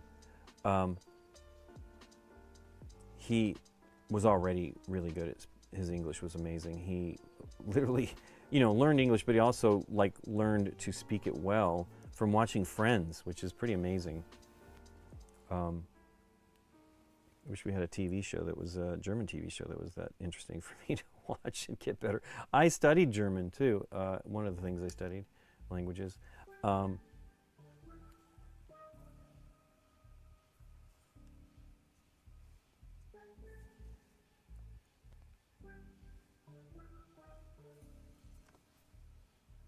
studied more French, and I don't retain any of it. I mean, I can read a lot when I go travel for both German and English. I mean French, English too. I barely speak English. But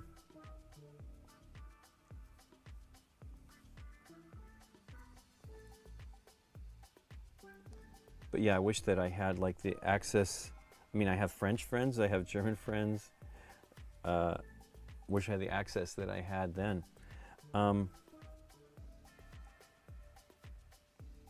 So I'm going to paint this, but it has like a bright dot to the center of it, so I might come back with some white after I do this to pump it up.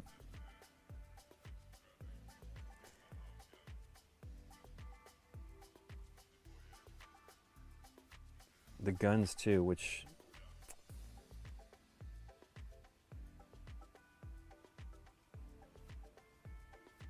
guns blazing.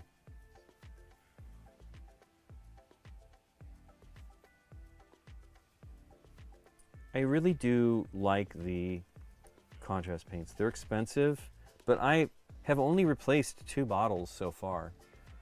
And those were ones I spilled, to be honest with you. I mean, I've definitely wasted some, you know, I've used the paint, but I wasted that paint.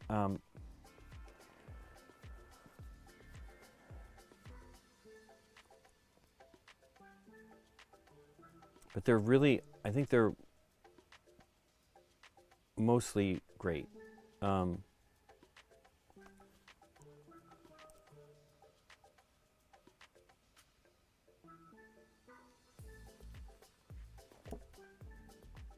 Plus, I've kind of learned how to use them, so I avoided some of the, initially I didn't buy all the colors. I still don't think I have all of them. I think I'm missing 1 or 2 bottles, because when Scott gave me his paints, because he's like, I'm not going to be painting anytime soon. It's just they're just wasting away.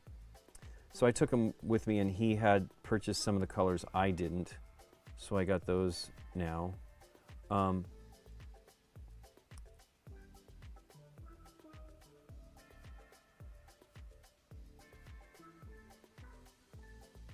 But having used them more and with the method I do now, so when I did this originally, I'll show you in a moment, like the first figures I painted with contrast paints. And I was at Scott's, I was trying to get him into painting. This is 2019 when they had released them. I don't remember exactly when they did it. It might have been, you know, some event related, but it was around Gen Con that I got them. We went to visit him, and I think this was after Gen Con. We hung around a little bit, and then I left him with some of the stuff, but I had started painting my minis, so I took most of the paints back, but left him with some paint brushes and some tools. But I still have those paints. I mean, that's 6, 7 years now, and they're great. You know what I mean? They're still good. No problems. The ones that I used a lot that I did spill was Ironed in Yellow, which is a kind of an orangey yellow. So yeah, I can't remember if I did some research before buying the colors. I think I bought colors based on the miniatures I was painting. So I just bought the ones that look like ones I'd be needing. And I don't really remember the Ironed in Yellow. I mean, I used it. Here, I'll show you. So this is literally the first one I painted with the contrast paints. And this is the Achromatic Blue. The green is the Plague Bearer's Flesh. The orange is the Ironed in Yellow. I can't remember. This might be like Volupus Pink or whatever. What is it called? Volupus Pink. And I tried to go for like a, you know, non-metallic metal kind of thing with this blade, magical blade or whatever, and it turned out fine. And then this is Wildwood. Is that right? That sounds wrong, but it's right. Let's see here. Wildwood. So this is also the first bottle, one of the first bottles I bought. Still great. One of my favorite colors. I don't use it as much as I used to, but because I haven't. But I did use it recently. But they work great on the organics. So this was literally just sprayed with, I think this was I bought a bottle of it. I did not bring the spray bottle home. So Gray Sear was the color I bought. I don't know what the new if they still make that one. They have a new one that's like a new kind of white, which I have. They were nice enough to send it to me like 4 years ago now. White Scar, and it's white. The other two were, one of them was warm, so it was Wraithbone, and then one of them was cool, which was the Gray Seer. And then this, I believe, is my favorite paint, one of my favorite ones, which is the, hey look, I did not do a good job right there. That is hilarious. I've pulled this out a bunch of times. But you know, I was doing it quickly. There's a bunch, I did a terrible job. But I was trying to show Scott, you know, that you could do a full-on, pretty nice paint job in a short time. And it turned out pretty good, other than the fact that I missed a few spots. Yeah, these are great, and I'm still using those paints. I still use the same bottle of Plague Bearer Flesh. It's amazing. Amazing color.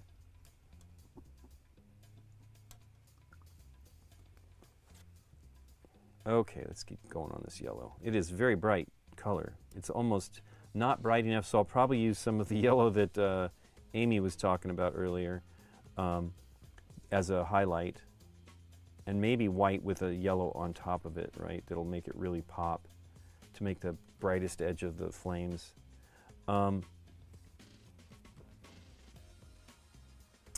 It's interesting. So now, because we're playing the music differently, and I'm sure I could have done it this way through the browser, but I could never see it because it was such a tiny window. I'm using it where it's doing random, you know, and I'm hearing tracks that I went through ages ago to select to make the playlist, and I never ever get to hear them, so it's pretty fun.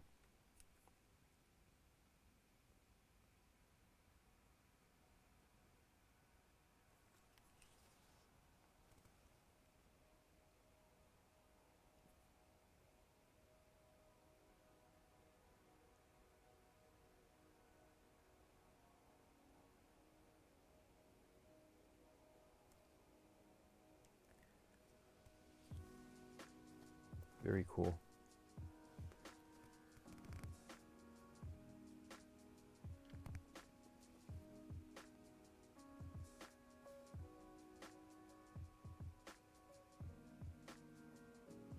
Another amazing game from Queen that didn't, well, Kingdom Builder's great. That's Donald X. Vaccarino. He won the SDJ the second time, I think, at that point. He was nominated again this year for Moon Colony Bloodbath.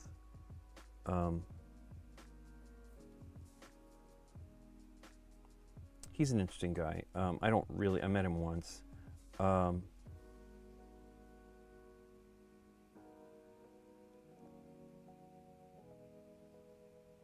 But he has a game called Greed that Queen did, and it is a crazy theme for Queen. It's like crime and stuff. It was definitely not, but I think that's what he wanted to do, Donald X. And it's a pretty cool game, but man, it did not sell. I think it got distributed in the United States.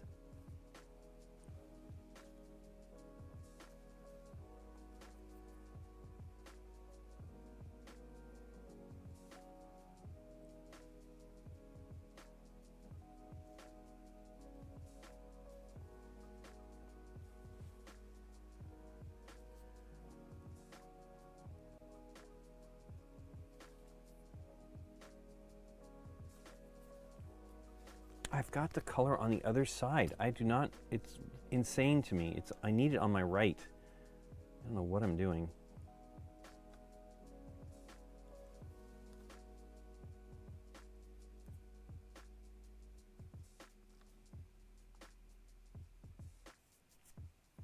I might actually use, so these shoulder pad thingies, spiky shoulder pads are like orange. Actually, I'll probably use the color I used for these guys here. I saw them the other day. I had no idea where they ended up. But I painted these. Is that the one? One of these guys is more done than the rest. Yeah, this is fine.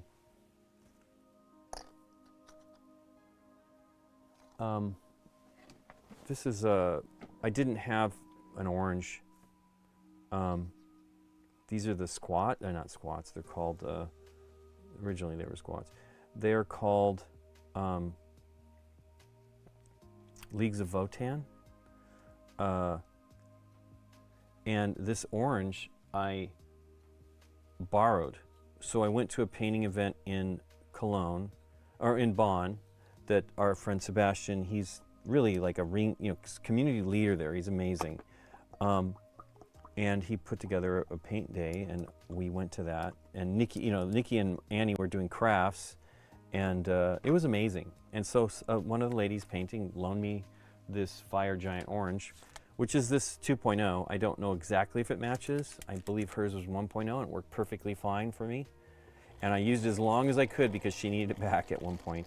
So I painted as much orange as I could. Then we were trying to get it, and we could only get it in a set.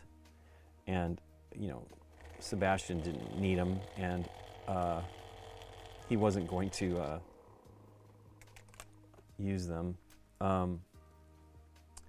So I ended up not painting the rest of it, but got to it when I got home, and it pretty much matched, so it's not a big deal. I'm not that worried about it. Like, people that are worried about, if you're doing some sort of regiment kind of thing where it's old school army, then maybe the colors need to match. But I bet you on the field, the way that things got laundered, how they got dirty, they would never match.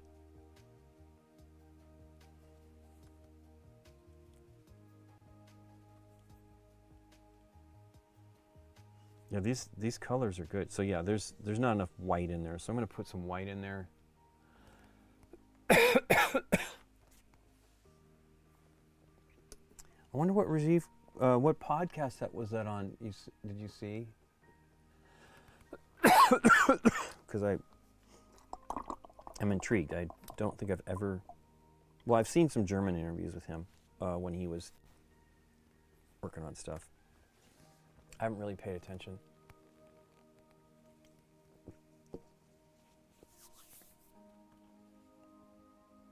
So yeah, white or the gray. So bold titanium white. See if I can get through this old bottle here.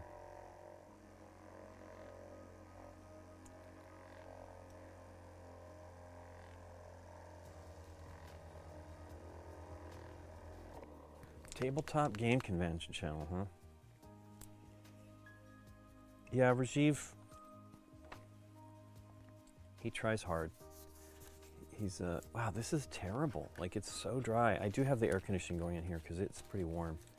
So this is drying up really fast. It's okay though. So I'm just gonna use this one spot. I'm gonna wick up some of the moisture and just be satisfied. Because I prefer the wet palette for these paints. Standard acrylics dry very quickly for me. Wow, it's not coming out. There we go. It's still kind of thick.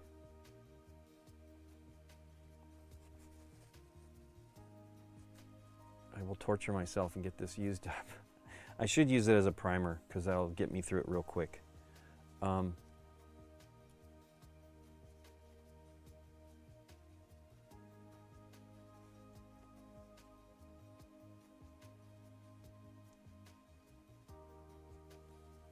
So when you're doing it, you want to get the paint on. So I want to get inside this little barrel because I want it to be very bright. Flames or whatever. It's not really flames, obviously. You don't have them coming out of the barrel. And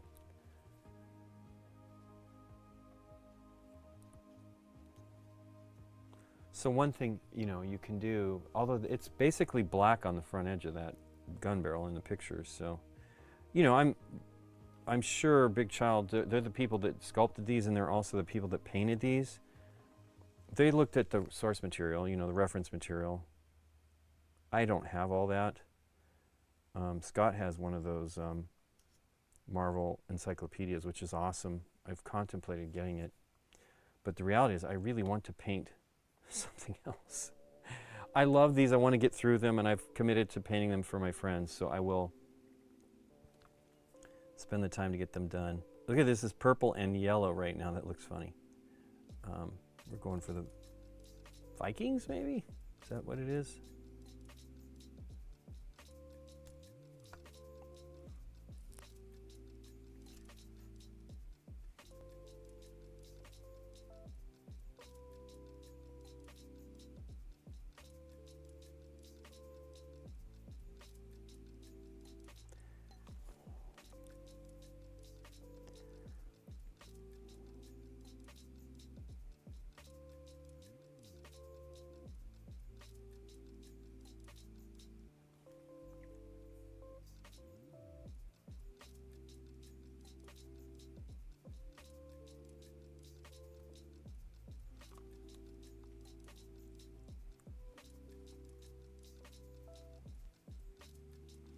have the white on the palette, I should just do the white things that I want to do on the other ones as well.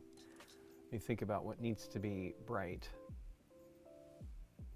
I will probably do some like dry brushing on the skulls after I could do it with this paint, so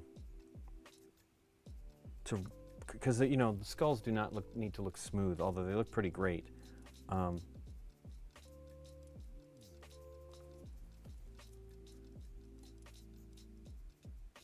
So these brushes that I'm using, this is an older one now, Saks, which I don't know. They're not as inexpensive as those Royal and Lang Nichols. These are a few dollars from a school supply is where I found them. They're sometimes on Amazon, but not really very much. And these were recommended, so I was like, well, let me try them out. And I like them a lot. I did buy like 6 of each, plus a different style of bristle on one of them. I will tell you though, I follow the Reddit on these at about the Marvel United stuff, and seeing the people's problems, like I've had some break, you know, Iron Man broke,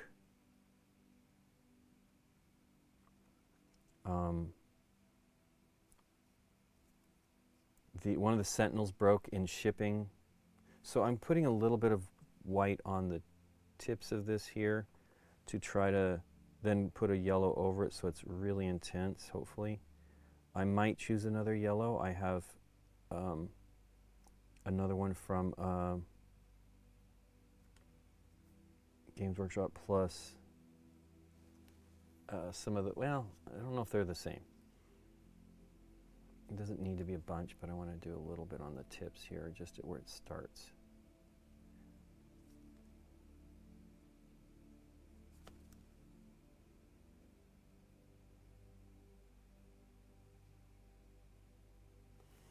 It's funny, I bought, before we left, I don't think I pre-ordered it. Maybe I did, I don't remember now that I think about it. I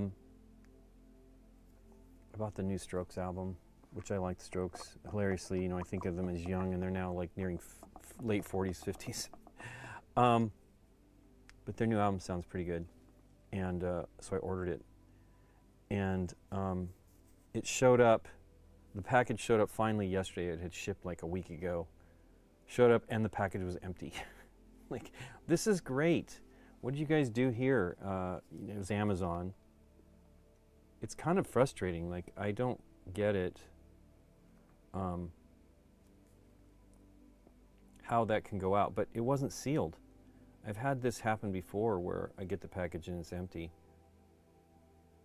And you know, they're taking care of it. It's supposed to show up today, but I'm like, I thought it was going to be another week. I'm like, if it took that long to get here, but I don't think they actually had it. It was probably, I must have not pre-ordered. I must have been thinking about it, and then they delayed the release, and anyway.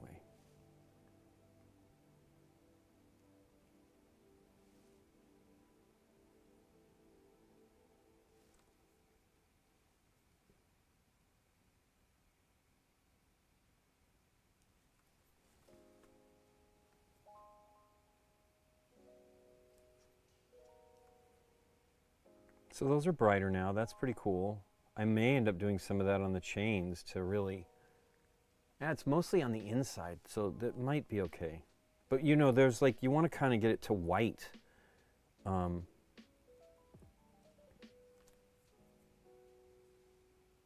Almost to white, you know, where it's like the hottest. Or I don't know if that's the hottest. I think it is the hottest, right? Cools down as the flames go out and get darker. So, I might as well, it's proof of concept. As long as I use the same colors, it should be easy enough to repeat this on the other two. And I kind of want to see how this all works. It's getting a little bit late. I gotta stop in a bit.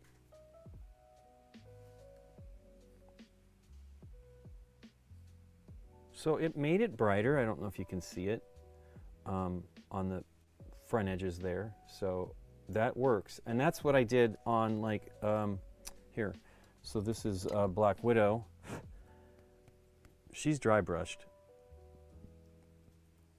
But I dry brushed the white underneath the hair. I mean, underneath before the color I put on for her hair. I have one that's a little bit different. It's over here, I think. I'm going to tip back this chair. Okay, resin. I keep knocking down resin. Here we go. So this one I actually did brush strokes, you know, like, so you could see like hair on her head kind of a thing. And it's okay, I did a reasonable job with it. And then I put the color over it. So it looks pretty good. Her face is terrible. Don't judge me there. I really have problems with the white. And that was, I believe, a white with some peach in it. Okay, so if I want to do an orange, let's do...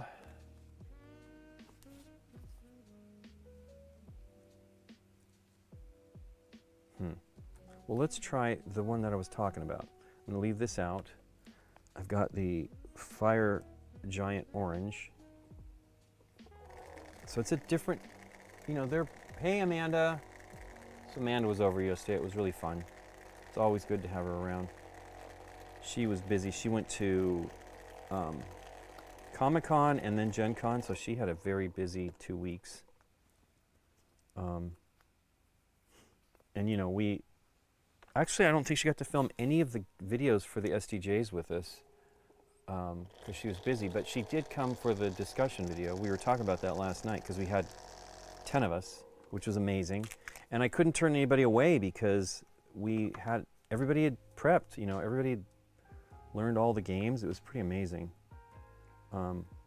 Played all the games, so except Mike didn't play a couple of the kids' games, which, you know, I understand. Actually, I might see Mike today, which is cool. I haven't seen him since then. He's been helping his mom. She's having health issues.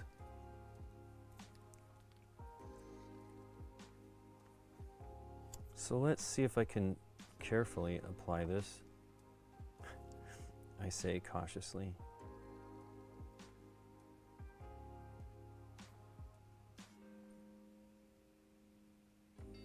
It's not bad.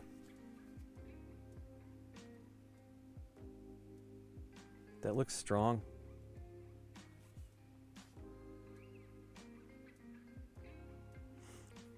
I try not to go too crazy because I end up messing it up when I keep trying. I'm not sure that this is the brush to be using, actually.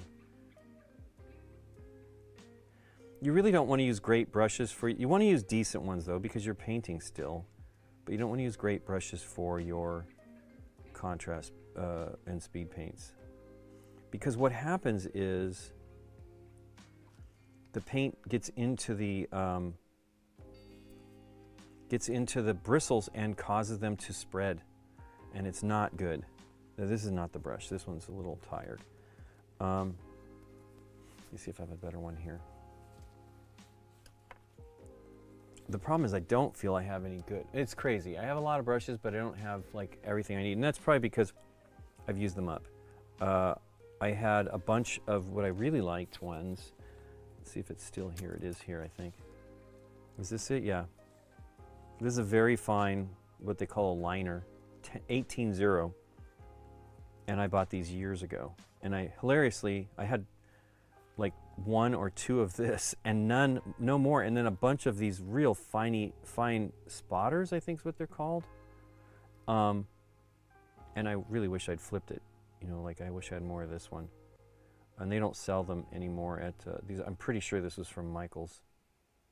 And then the store that I used to buy a lot of brushes from doesn't exist anymore.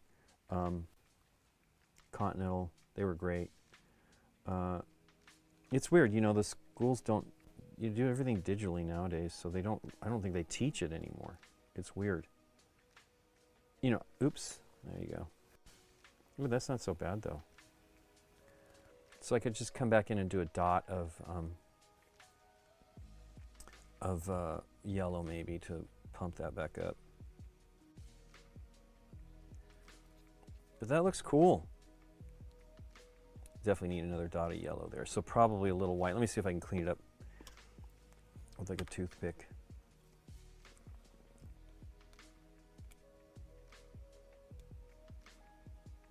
Nope.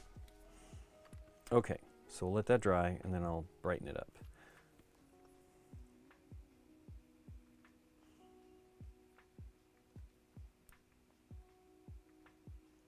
But man, I love this liner brush. It's so good. I need something else like it. This is from Low Cornell, which I don't know. This was made in Japan when they did it, and I bet this is 20 years old. Oh, you know what? I really probably need to do a little bright spot in there with some white. So let me do that. I have the paint. So, you know, you can build up the intensity by putting this as an undercoat, or coming back in and then doing, I'm gonna let that dry. It already kind of looks right, you know, I mean, it's got a little bit of yellow from the other paint. So we'll see here.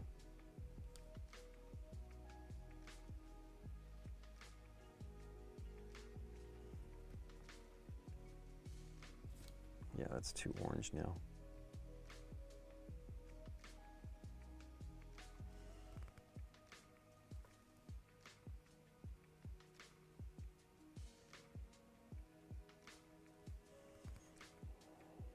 So I want the faintest of yellow highlights on top of that, probably. Very cool. Okay, so let's see if I can do this other little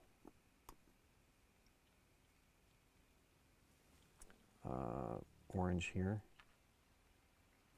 Do a drop of water.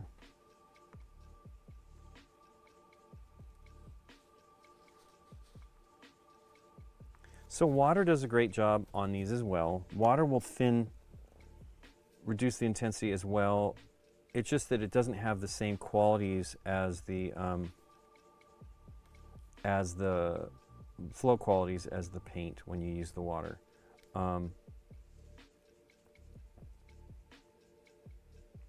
When you use the medium. Medium lets it behave the same.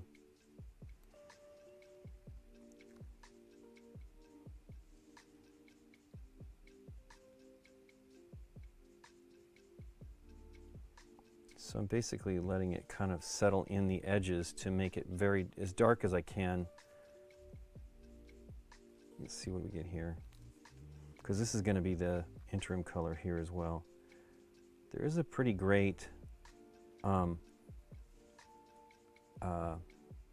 orange in this range, Magma Droth Flame, but it's not, it's a little oranger than red.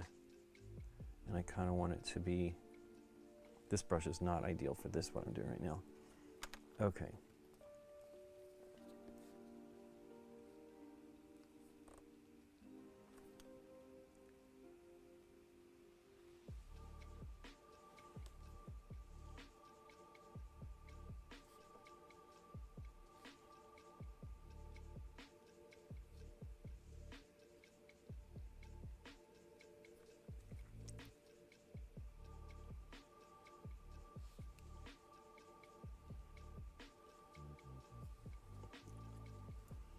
So this is an example where probably running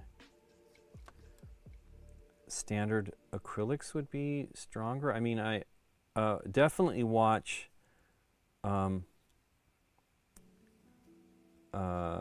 Byron's paintings. He mostly does a lot of dry brushing on, he's a really great painter actually, on the Artist Opus channel. Oops, popped that off my finger. And his dry brushing technique is amazing. I actually probably should try to do this with a little dry brushing.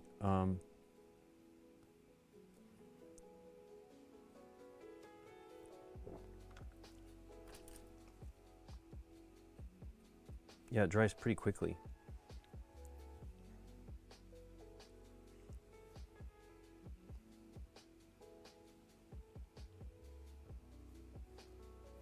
Yeah, I don't have enough paint, I think, in there, really. and it's drying pretty quickly. This, the Army Painter is different. I do like this orange though, so.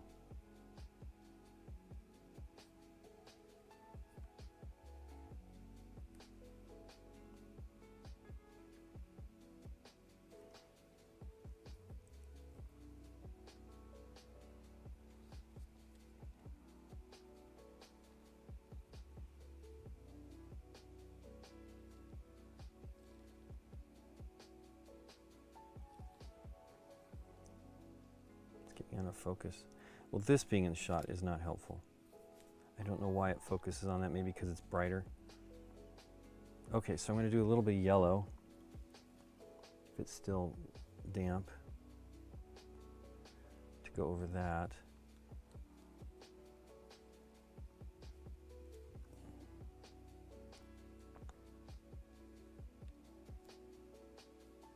What are his eyes like? They're like black holes with little white dots.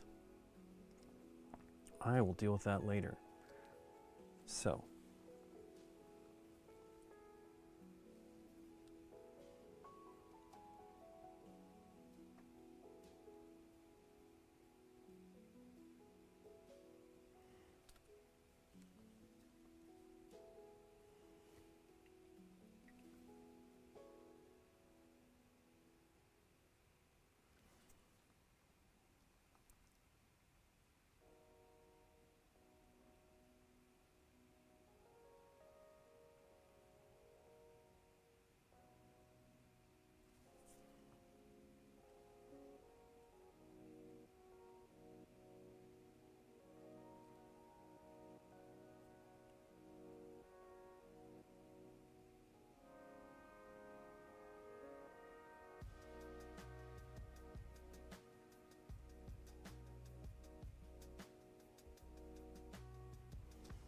That looks pretty good on that chain.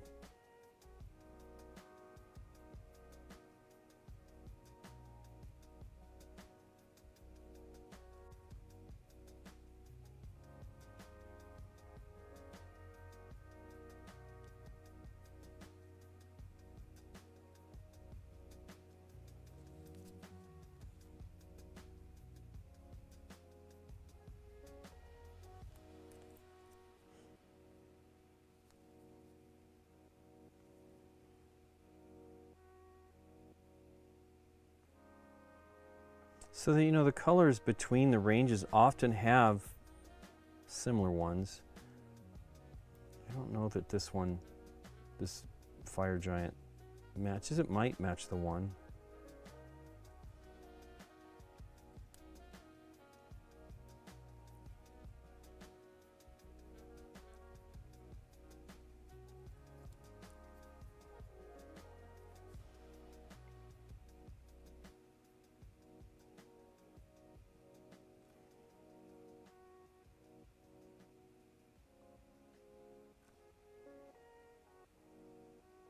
I am out of that paint. I mean, I have plenty of it, but not Nuclear Sunrise. That's the one that's bad. I do have a replacement bottle for it.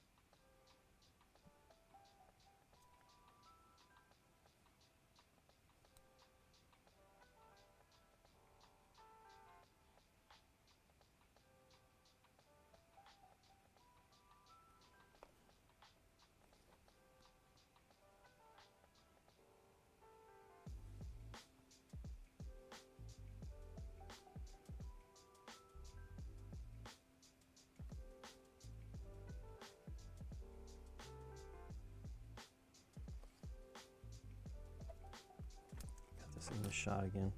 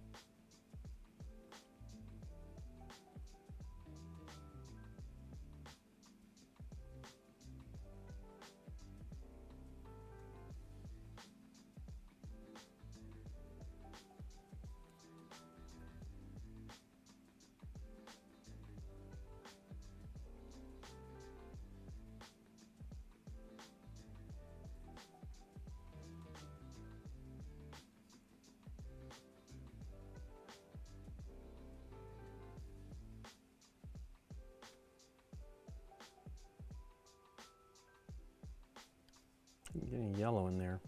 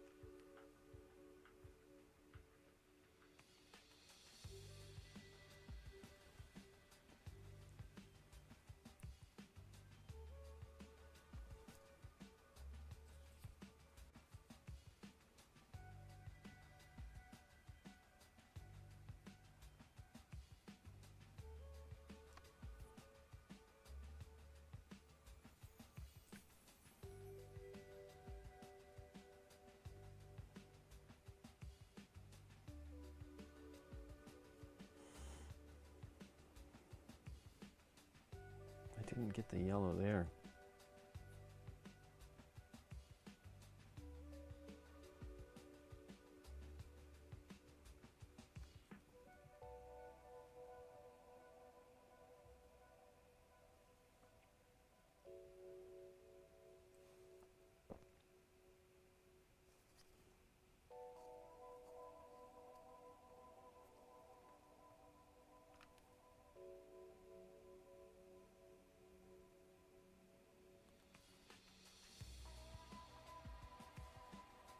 That looks pretty good. Sufficiently flame-like. I keep knocking down this resin. I need to put it someplace else. Egads.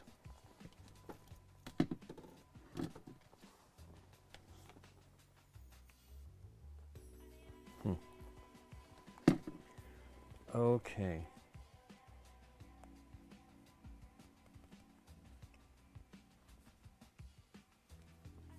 A little bit on the bottom edges here.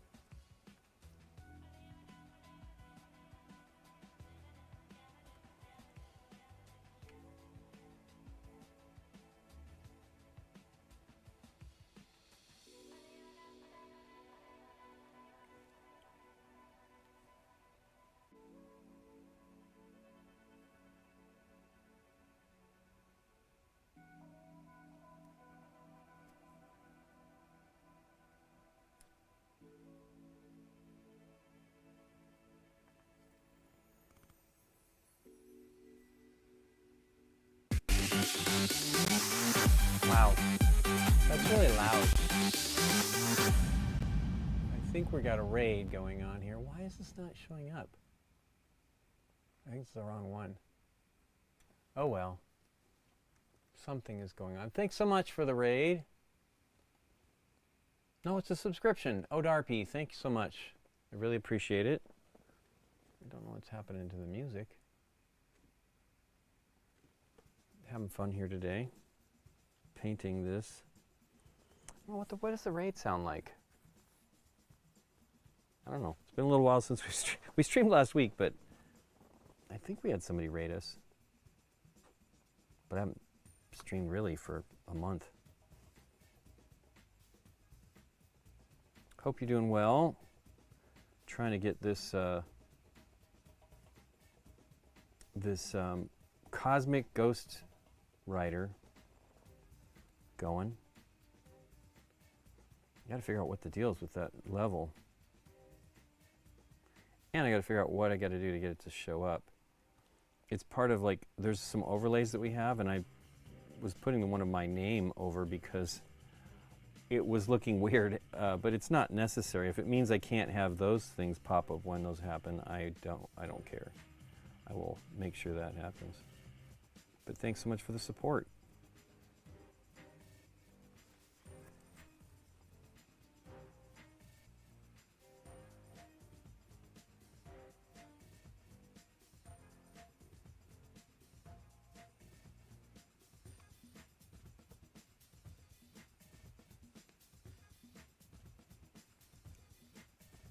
There's another song that I added that I don't even remember that never gets played. I don't know. It's so funny. The playlist thing is like, you know, we don't, on the other show, we don't, our live game show, we don't do it because, you know, we don't need the music playing. Although it might be interesting while we're doing the gameplay. It's just probably a distraction.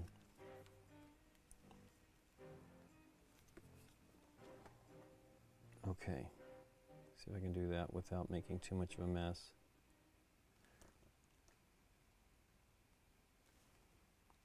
I need to be semi-consistent with what I'm doing. Sorry, it's not in the shot.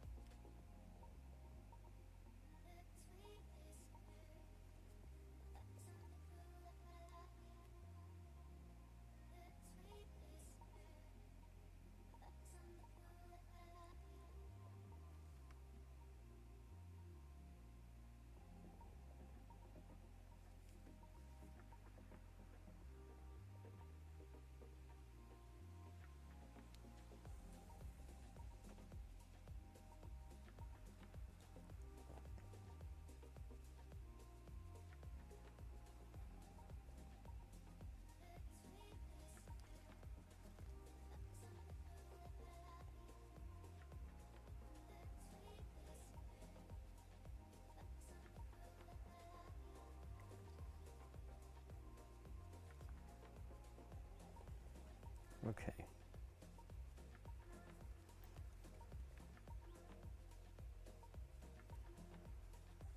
It's interesting, that is kind of the color that the spikes were on the, this is the Fire Giant Orange, is that what it's called? Yes. On their paint job. It's very similar. So I just was like, let's go for it.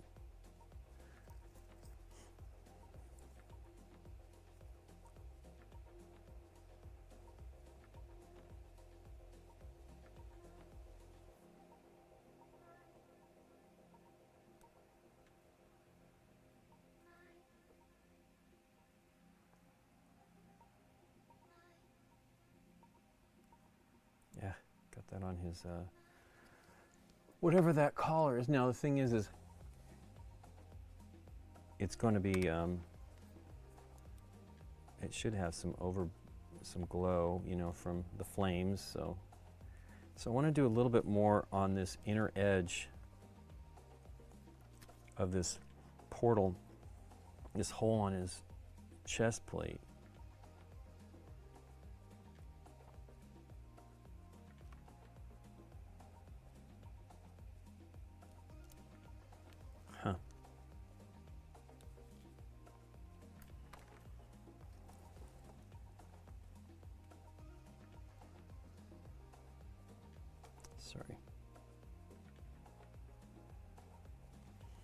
That looks pretty good.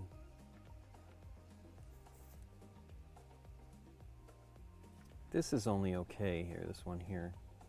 It's not very dark.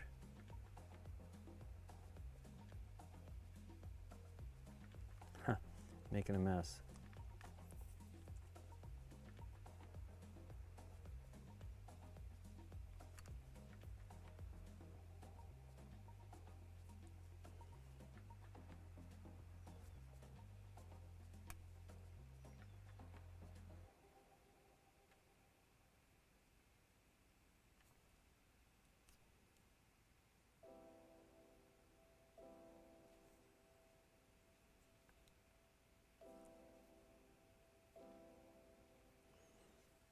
That looks pretty good.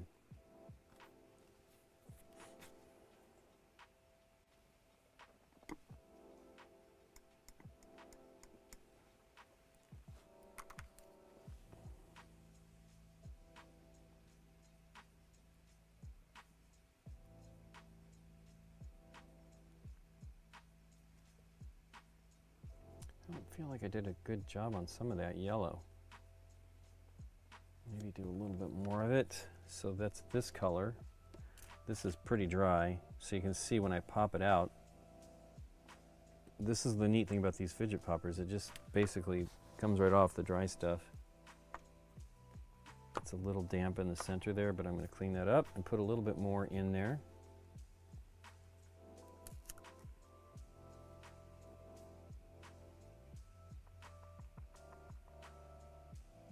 Okay.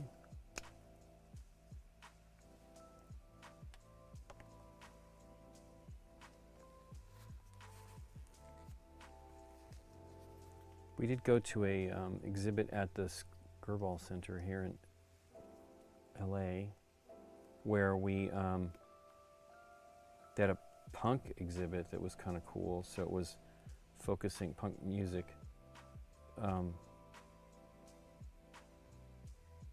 focusing on New York, London, and Los Angeles punk scenes from the 80s, which was interesting.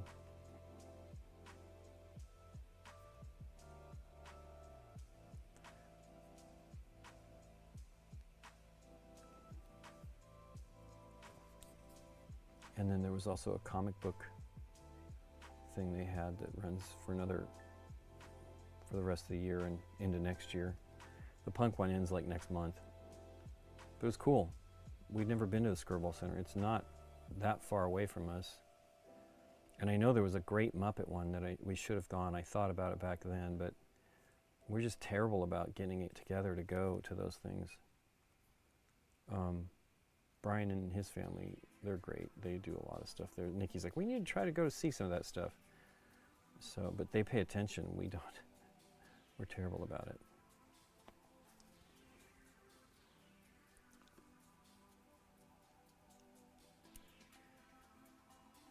Okay.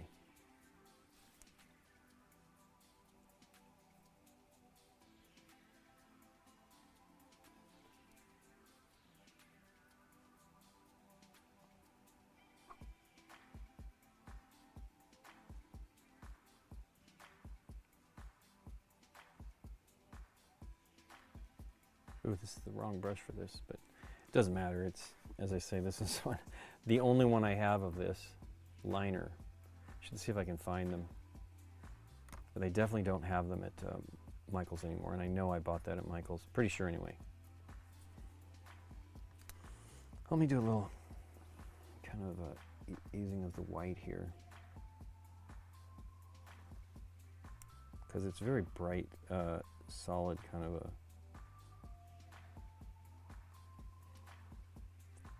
It's getting covered up too easily.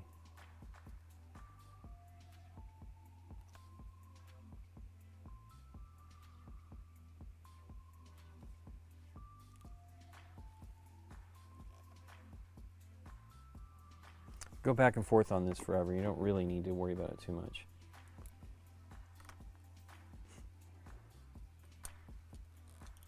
So one of the things you can do, so my transitions are not that great on the orange to the yellow to the orange, but if you use a standard, now yellows are hard.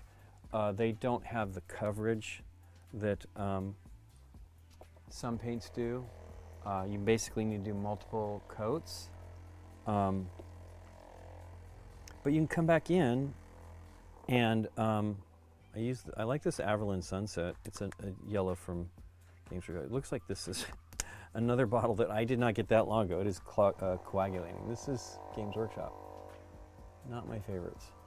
I like their colors. Their paints are fine, but they dry. And that was my real terrible problem with them. I said I had decanted a few bottles of them. Their lids were terrible. These are better.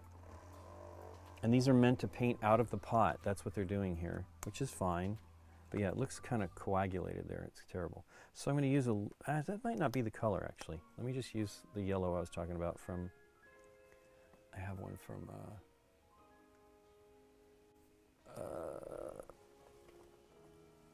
this golden yellow is pretty great. This is Monument Hobbies.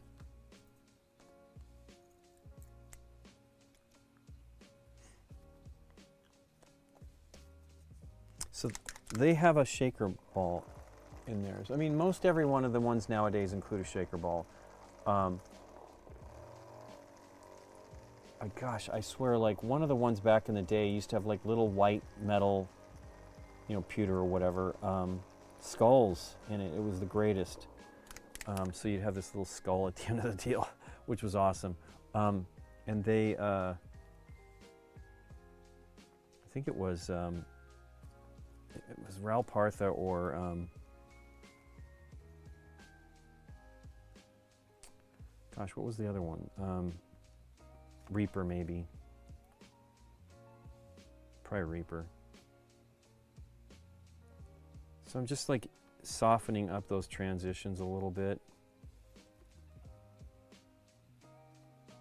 Because this is a more opaque paint, so it's going to cover a little bit of stuff for you, which is good.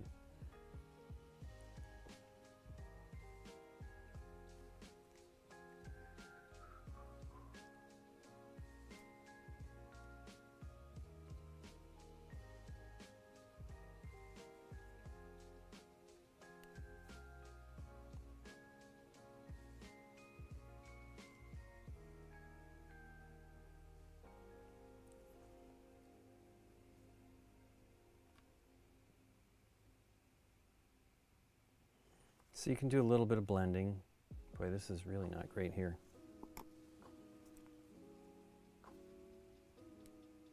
Keep going back and forth on it. Like I said, you can just keep doing it forever, so it's best to just kind of be done with it at some point.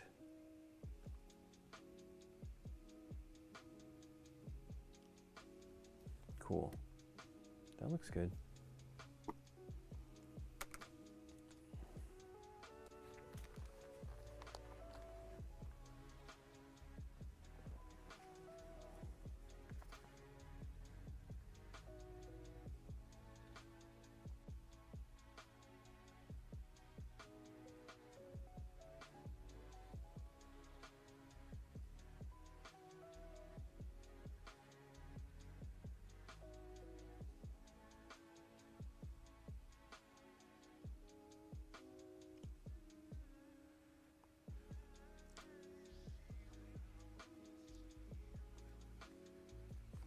Okay.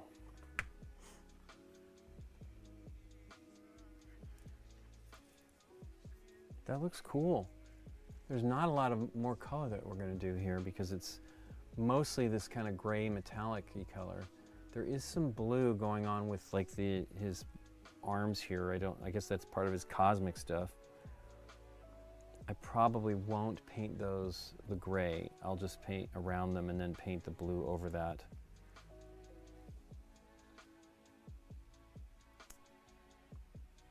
The skulls are great too.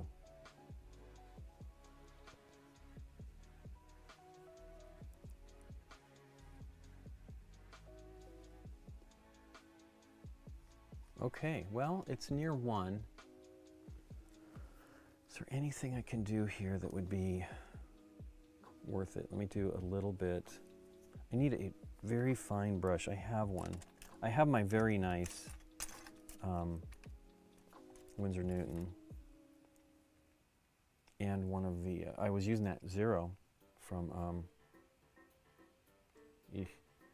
I was using that 0 from Monument, which is a good one too.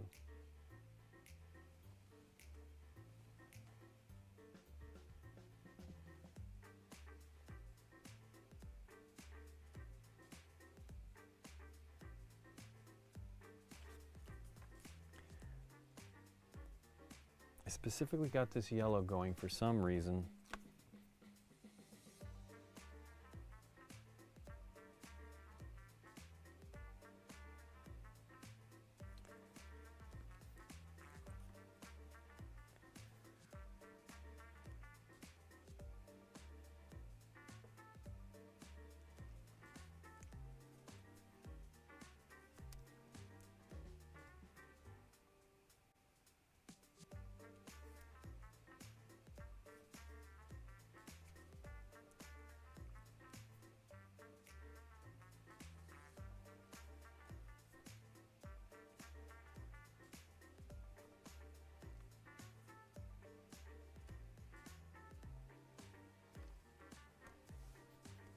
Okay.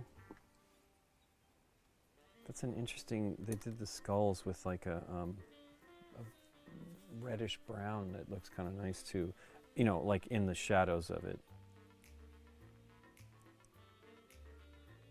Pile of skulls.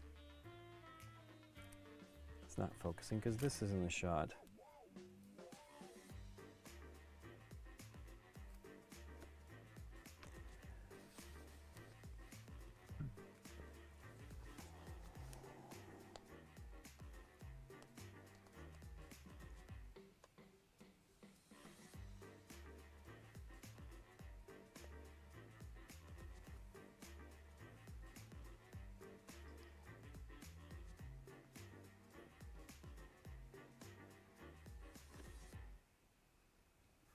Okay.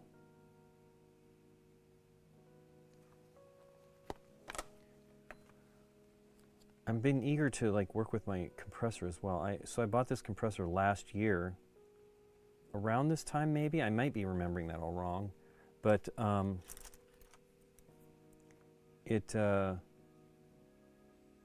feel it was last year, and I really like it, but I have not used it enough. And when I got it, there was oil. So you have to maintain this compressor. You have to put oil into it regularly. Well, not regularly, but you need to make sure it's that. And then when you run it a lot, it gets hot and it starts to wear it out. It is. I'm not certain how they do refrigerators, because it is a refrigerator compressor, is what they use on these quiet, ultra quiet compressors, and I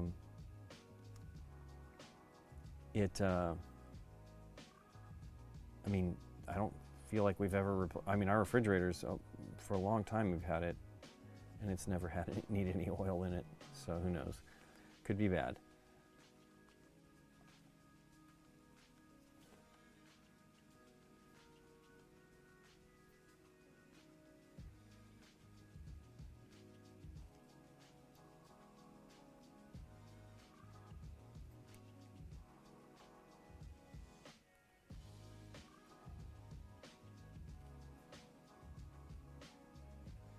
So I'm kind of layering on a little bit of yellow here just to reduce some of the intensity of my application of the orange, even though I was trying to be a little bit more delicate with it. Because here I'm using some of the standard acrylic and some of the contrast, the Imperial Fist Yellow. But yeah, they finally had, again, I think this was 2022 that this came out. They finally had the, it does say 2022 on the bottles, I think. Oh no, 2021, so yeah, I think it's 2022. I don't know when they actually released it, but they were nice enough to, they were sending me some stuff like, do you want the paints? I'm like, please.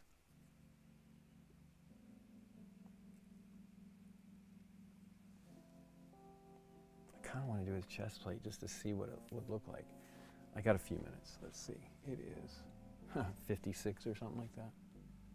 Yeah, let me do it anyway. Do a little bit of the gray. This is the basilicanum gray, and it's mixed. So this is the one. Just put a little bit on the thing, and I'm going to do a very thin, oof, got yellow paint all over the place here.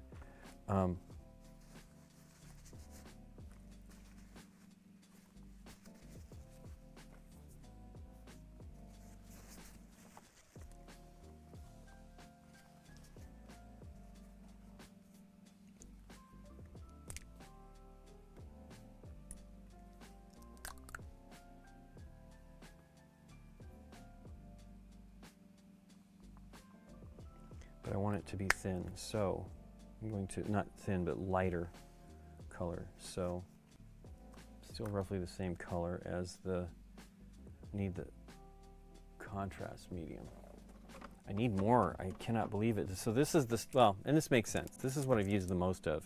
I'm on my 3rd bottle of contrast medium. I actually don't feel that this is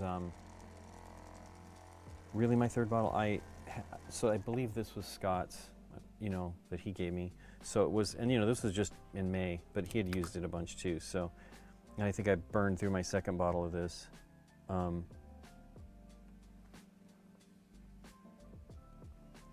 it's the great, it's what you want. It helps, you can blend a little with this stuff, but the contrast medium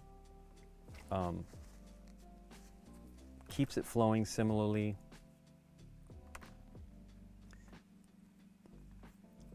Is this the brush I've been using? Gosh, it's dried already. Oh wait, no, this one is the one I've been using.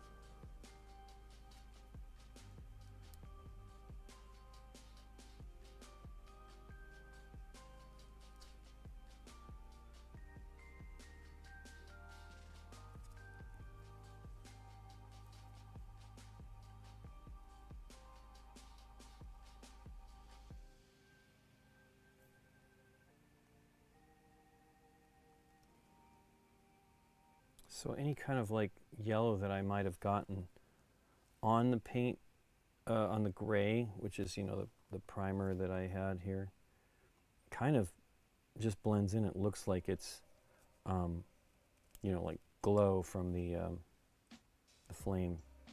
So it's not like you have to be, you want to do a relatively smooth application as you can, but it doesn't have to be perfect.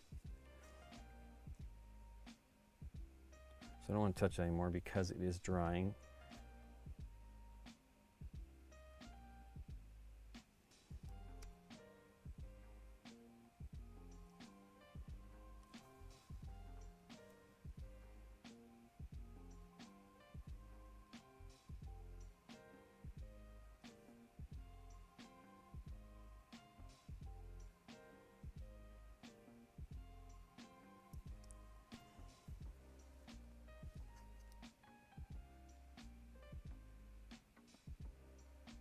Yeah, I was saying we got some of the Marvel Zombie stuff I'd gotten the base ones, but I ordered from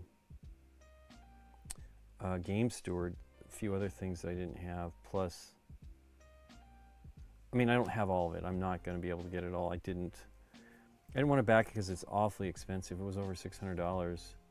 But it's, you know, it's pretty amazing, and the game is really fun. I was saying I got distracted, but the main box is if you play as the villains, as the heroes as villains, so you're zombified, and you're battling the heroes. And then when you play the X-Men Resistance, I think it's called, you are then you're the standard superheroes, which is pretty cool. We had a great time. We played that with Nick and Mike Murphy and Daryl, and I think Scott came up for that as well. I'm pretty sure he did. At BGG Con Spring. It was great. And then we also played like all the stuff Scott had. We played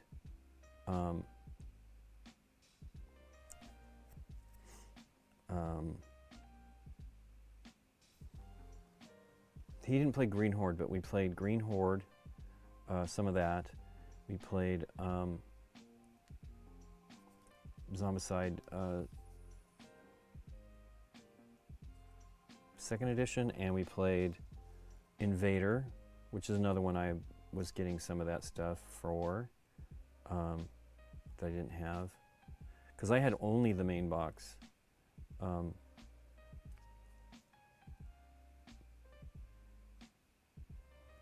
So that was cool.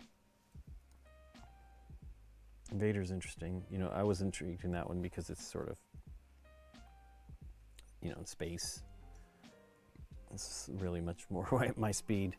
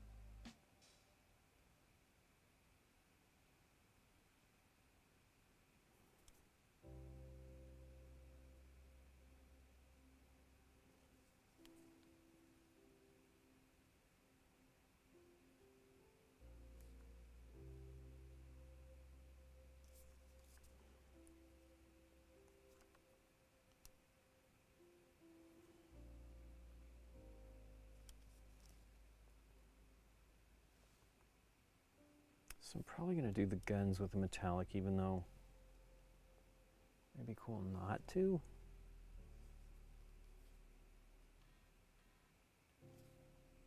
But that looks cool. I did the one hand. I don't think I did the other hand.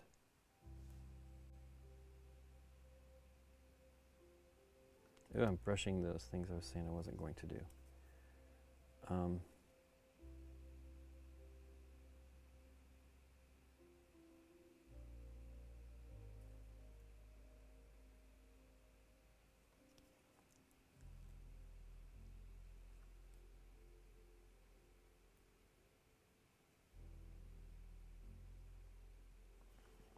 Cool. He looks neat. There you go. Well, it took me a while to do one.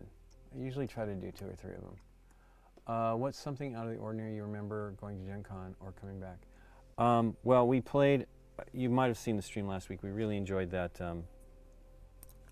Carcassonne Labyrinth. It was neat. It's hard, but I like it. We played, we filmed it, yes. Wow, this is just drying up like so fast. This is terrible. I don't know what to do. I think I need to, well, I'm done, but good gosh. Let me try to clean that off. We played Dino Racer, which was really kind of fun. I heard about it at the con. I did not see the booth. It's a new publisher or small publisher.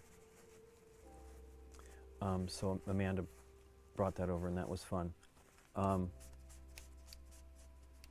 We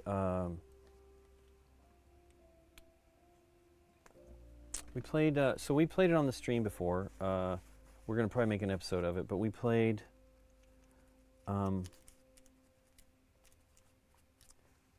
Camp Grizzly, which was really fun. Really fun.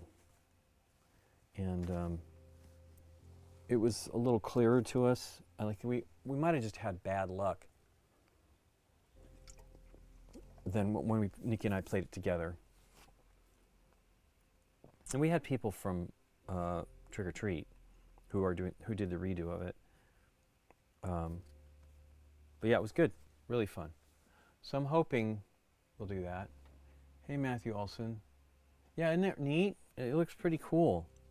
It's not that crazy hard, right? I mean, I spent a little time because I was awesome yammering and stuff, but it's neat. I want to work on the chain a little bit more, maybe a little bit more darker orange, just to do on the upper edges. You know, you want to graduate to the darker color. You start lighter and then move to the darker. But it's turning out neat. The purple rock is interesting. So I'm going to do color on I'm going to do the skulls with a bone color probably, and then maybe some ink or something. I don't know, because I do like what they did on them. You know, these guys are amazing painters. I'm trying to do this stuff quickly, and I can do okay if I spend the time. I'm absolutely not fast. But I will want to do the remaining two, so it's not that crazy. I didn't use any weird mixes. I end up using that purple that I had put on this bottle topper here that I have, these thingies. That looks pretty good dry now, completely dry. It'll give me an idea of the color, and it matches. These bottles actually, their colors on the bottle actually do a pretty good job of giving you an idea what it is. But I don't see those edges, I don't see those labels that clearly, so the little tops are neat. You could probably buy these. I saw somebody on YouTube showing some skulls that he purchased that were resin printed. I'll print these. I'll just keep doing it. I hope I don't have as many failures as I had. I will spend some time to level the print bed. See if I can get it better. Anyway, yeah, and the hair cool. It's not that hard to do. These contrast paint speed paints really do a good job, and you can do a little bit. I probably want to do a little bit more blending with some standard yellow, but it's cool. I really love doing the original. There's I think several Ghost Riders in this. I think the other one is a villain, the motorcycle riding one, which is awesome. But I had done the other one. I did 3 of those, and I really had fun doing the hair. I had fun with Dormammu. Do I have that sitting here? I don't think so. I think I put it away. But Dormammu turned out neat with his flaming hair, or their flaming hair. Anyway, so let me cut. Thanks for joining me.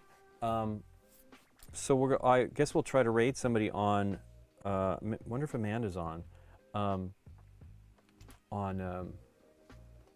Twitch.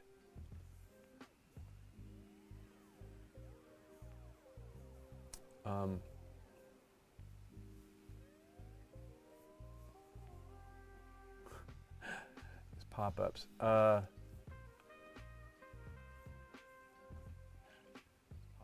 We had.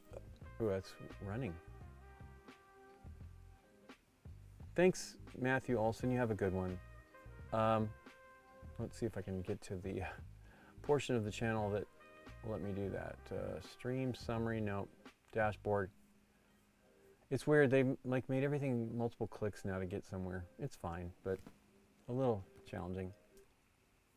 But yeah, we'll probably be streaming on Thursday. Christoph might join us.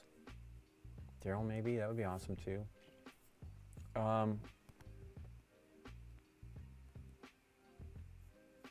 Hit following. I think it's what we're doing. No, it's resetting. Wow. Time Roller. Let's raid Time Roller. He was in here a little bit ago. Starting soon, theoretically.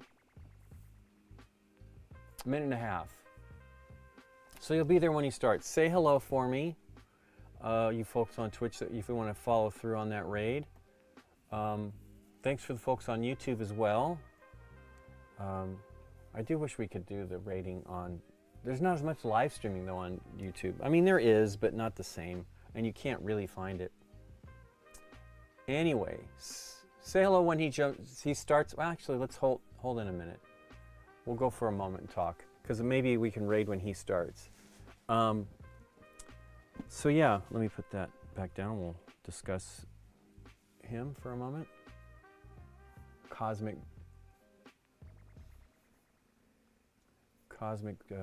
Ghost Rider.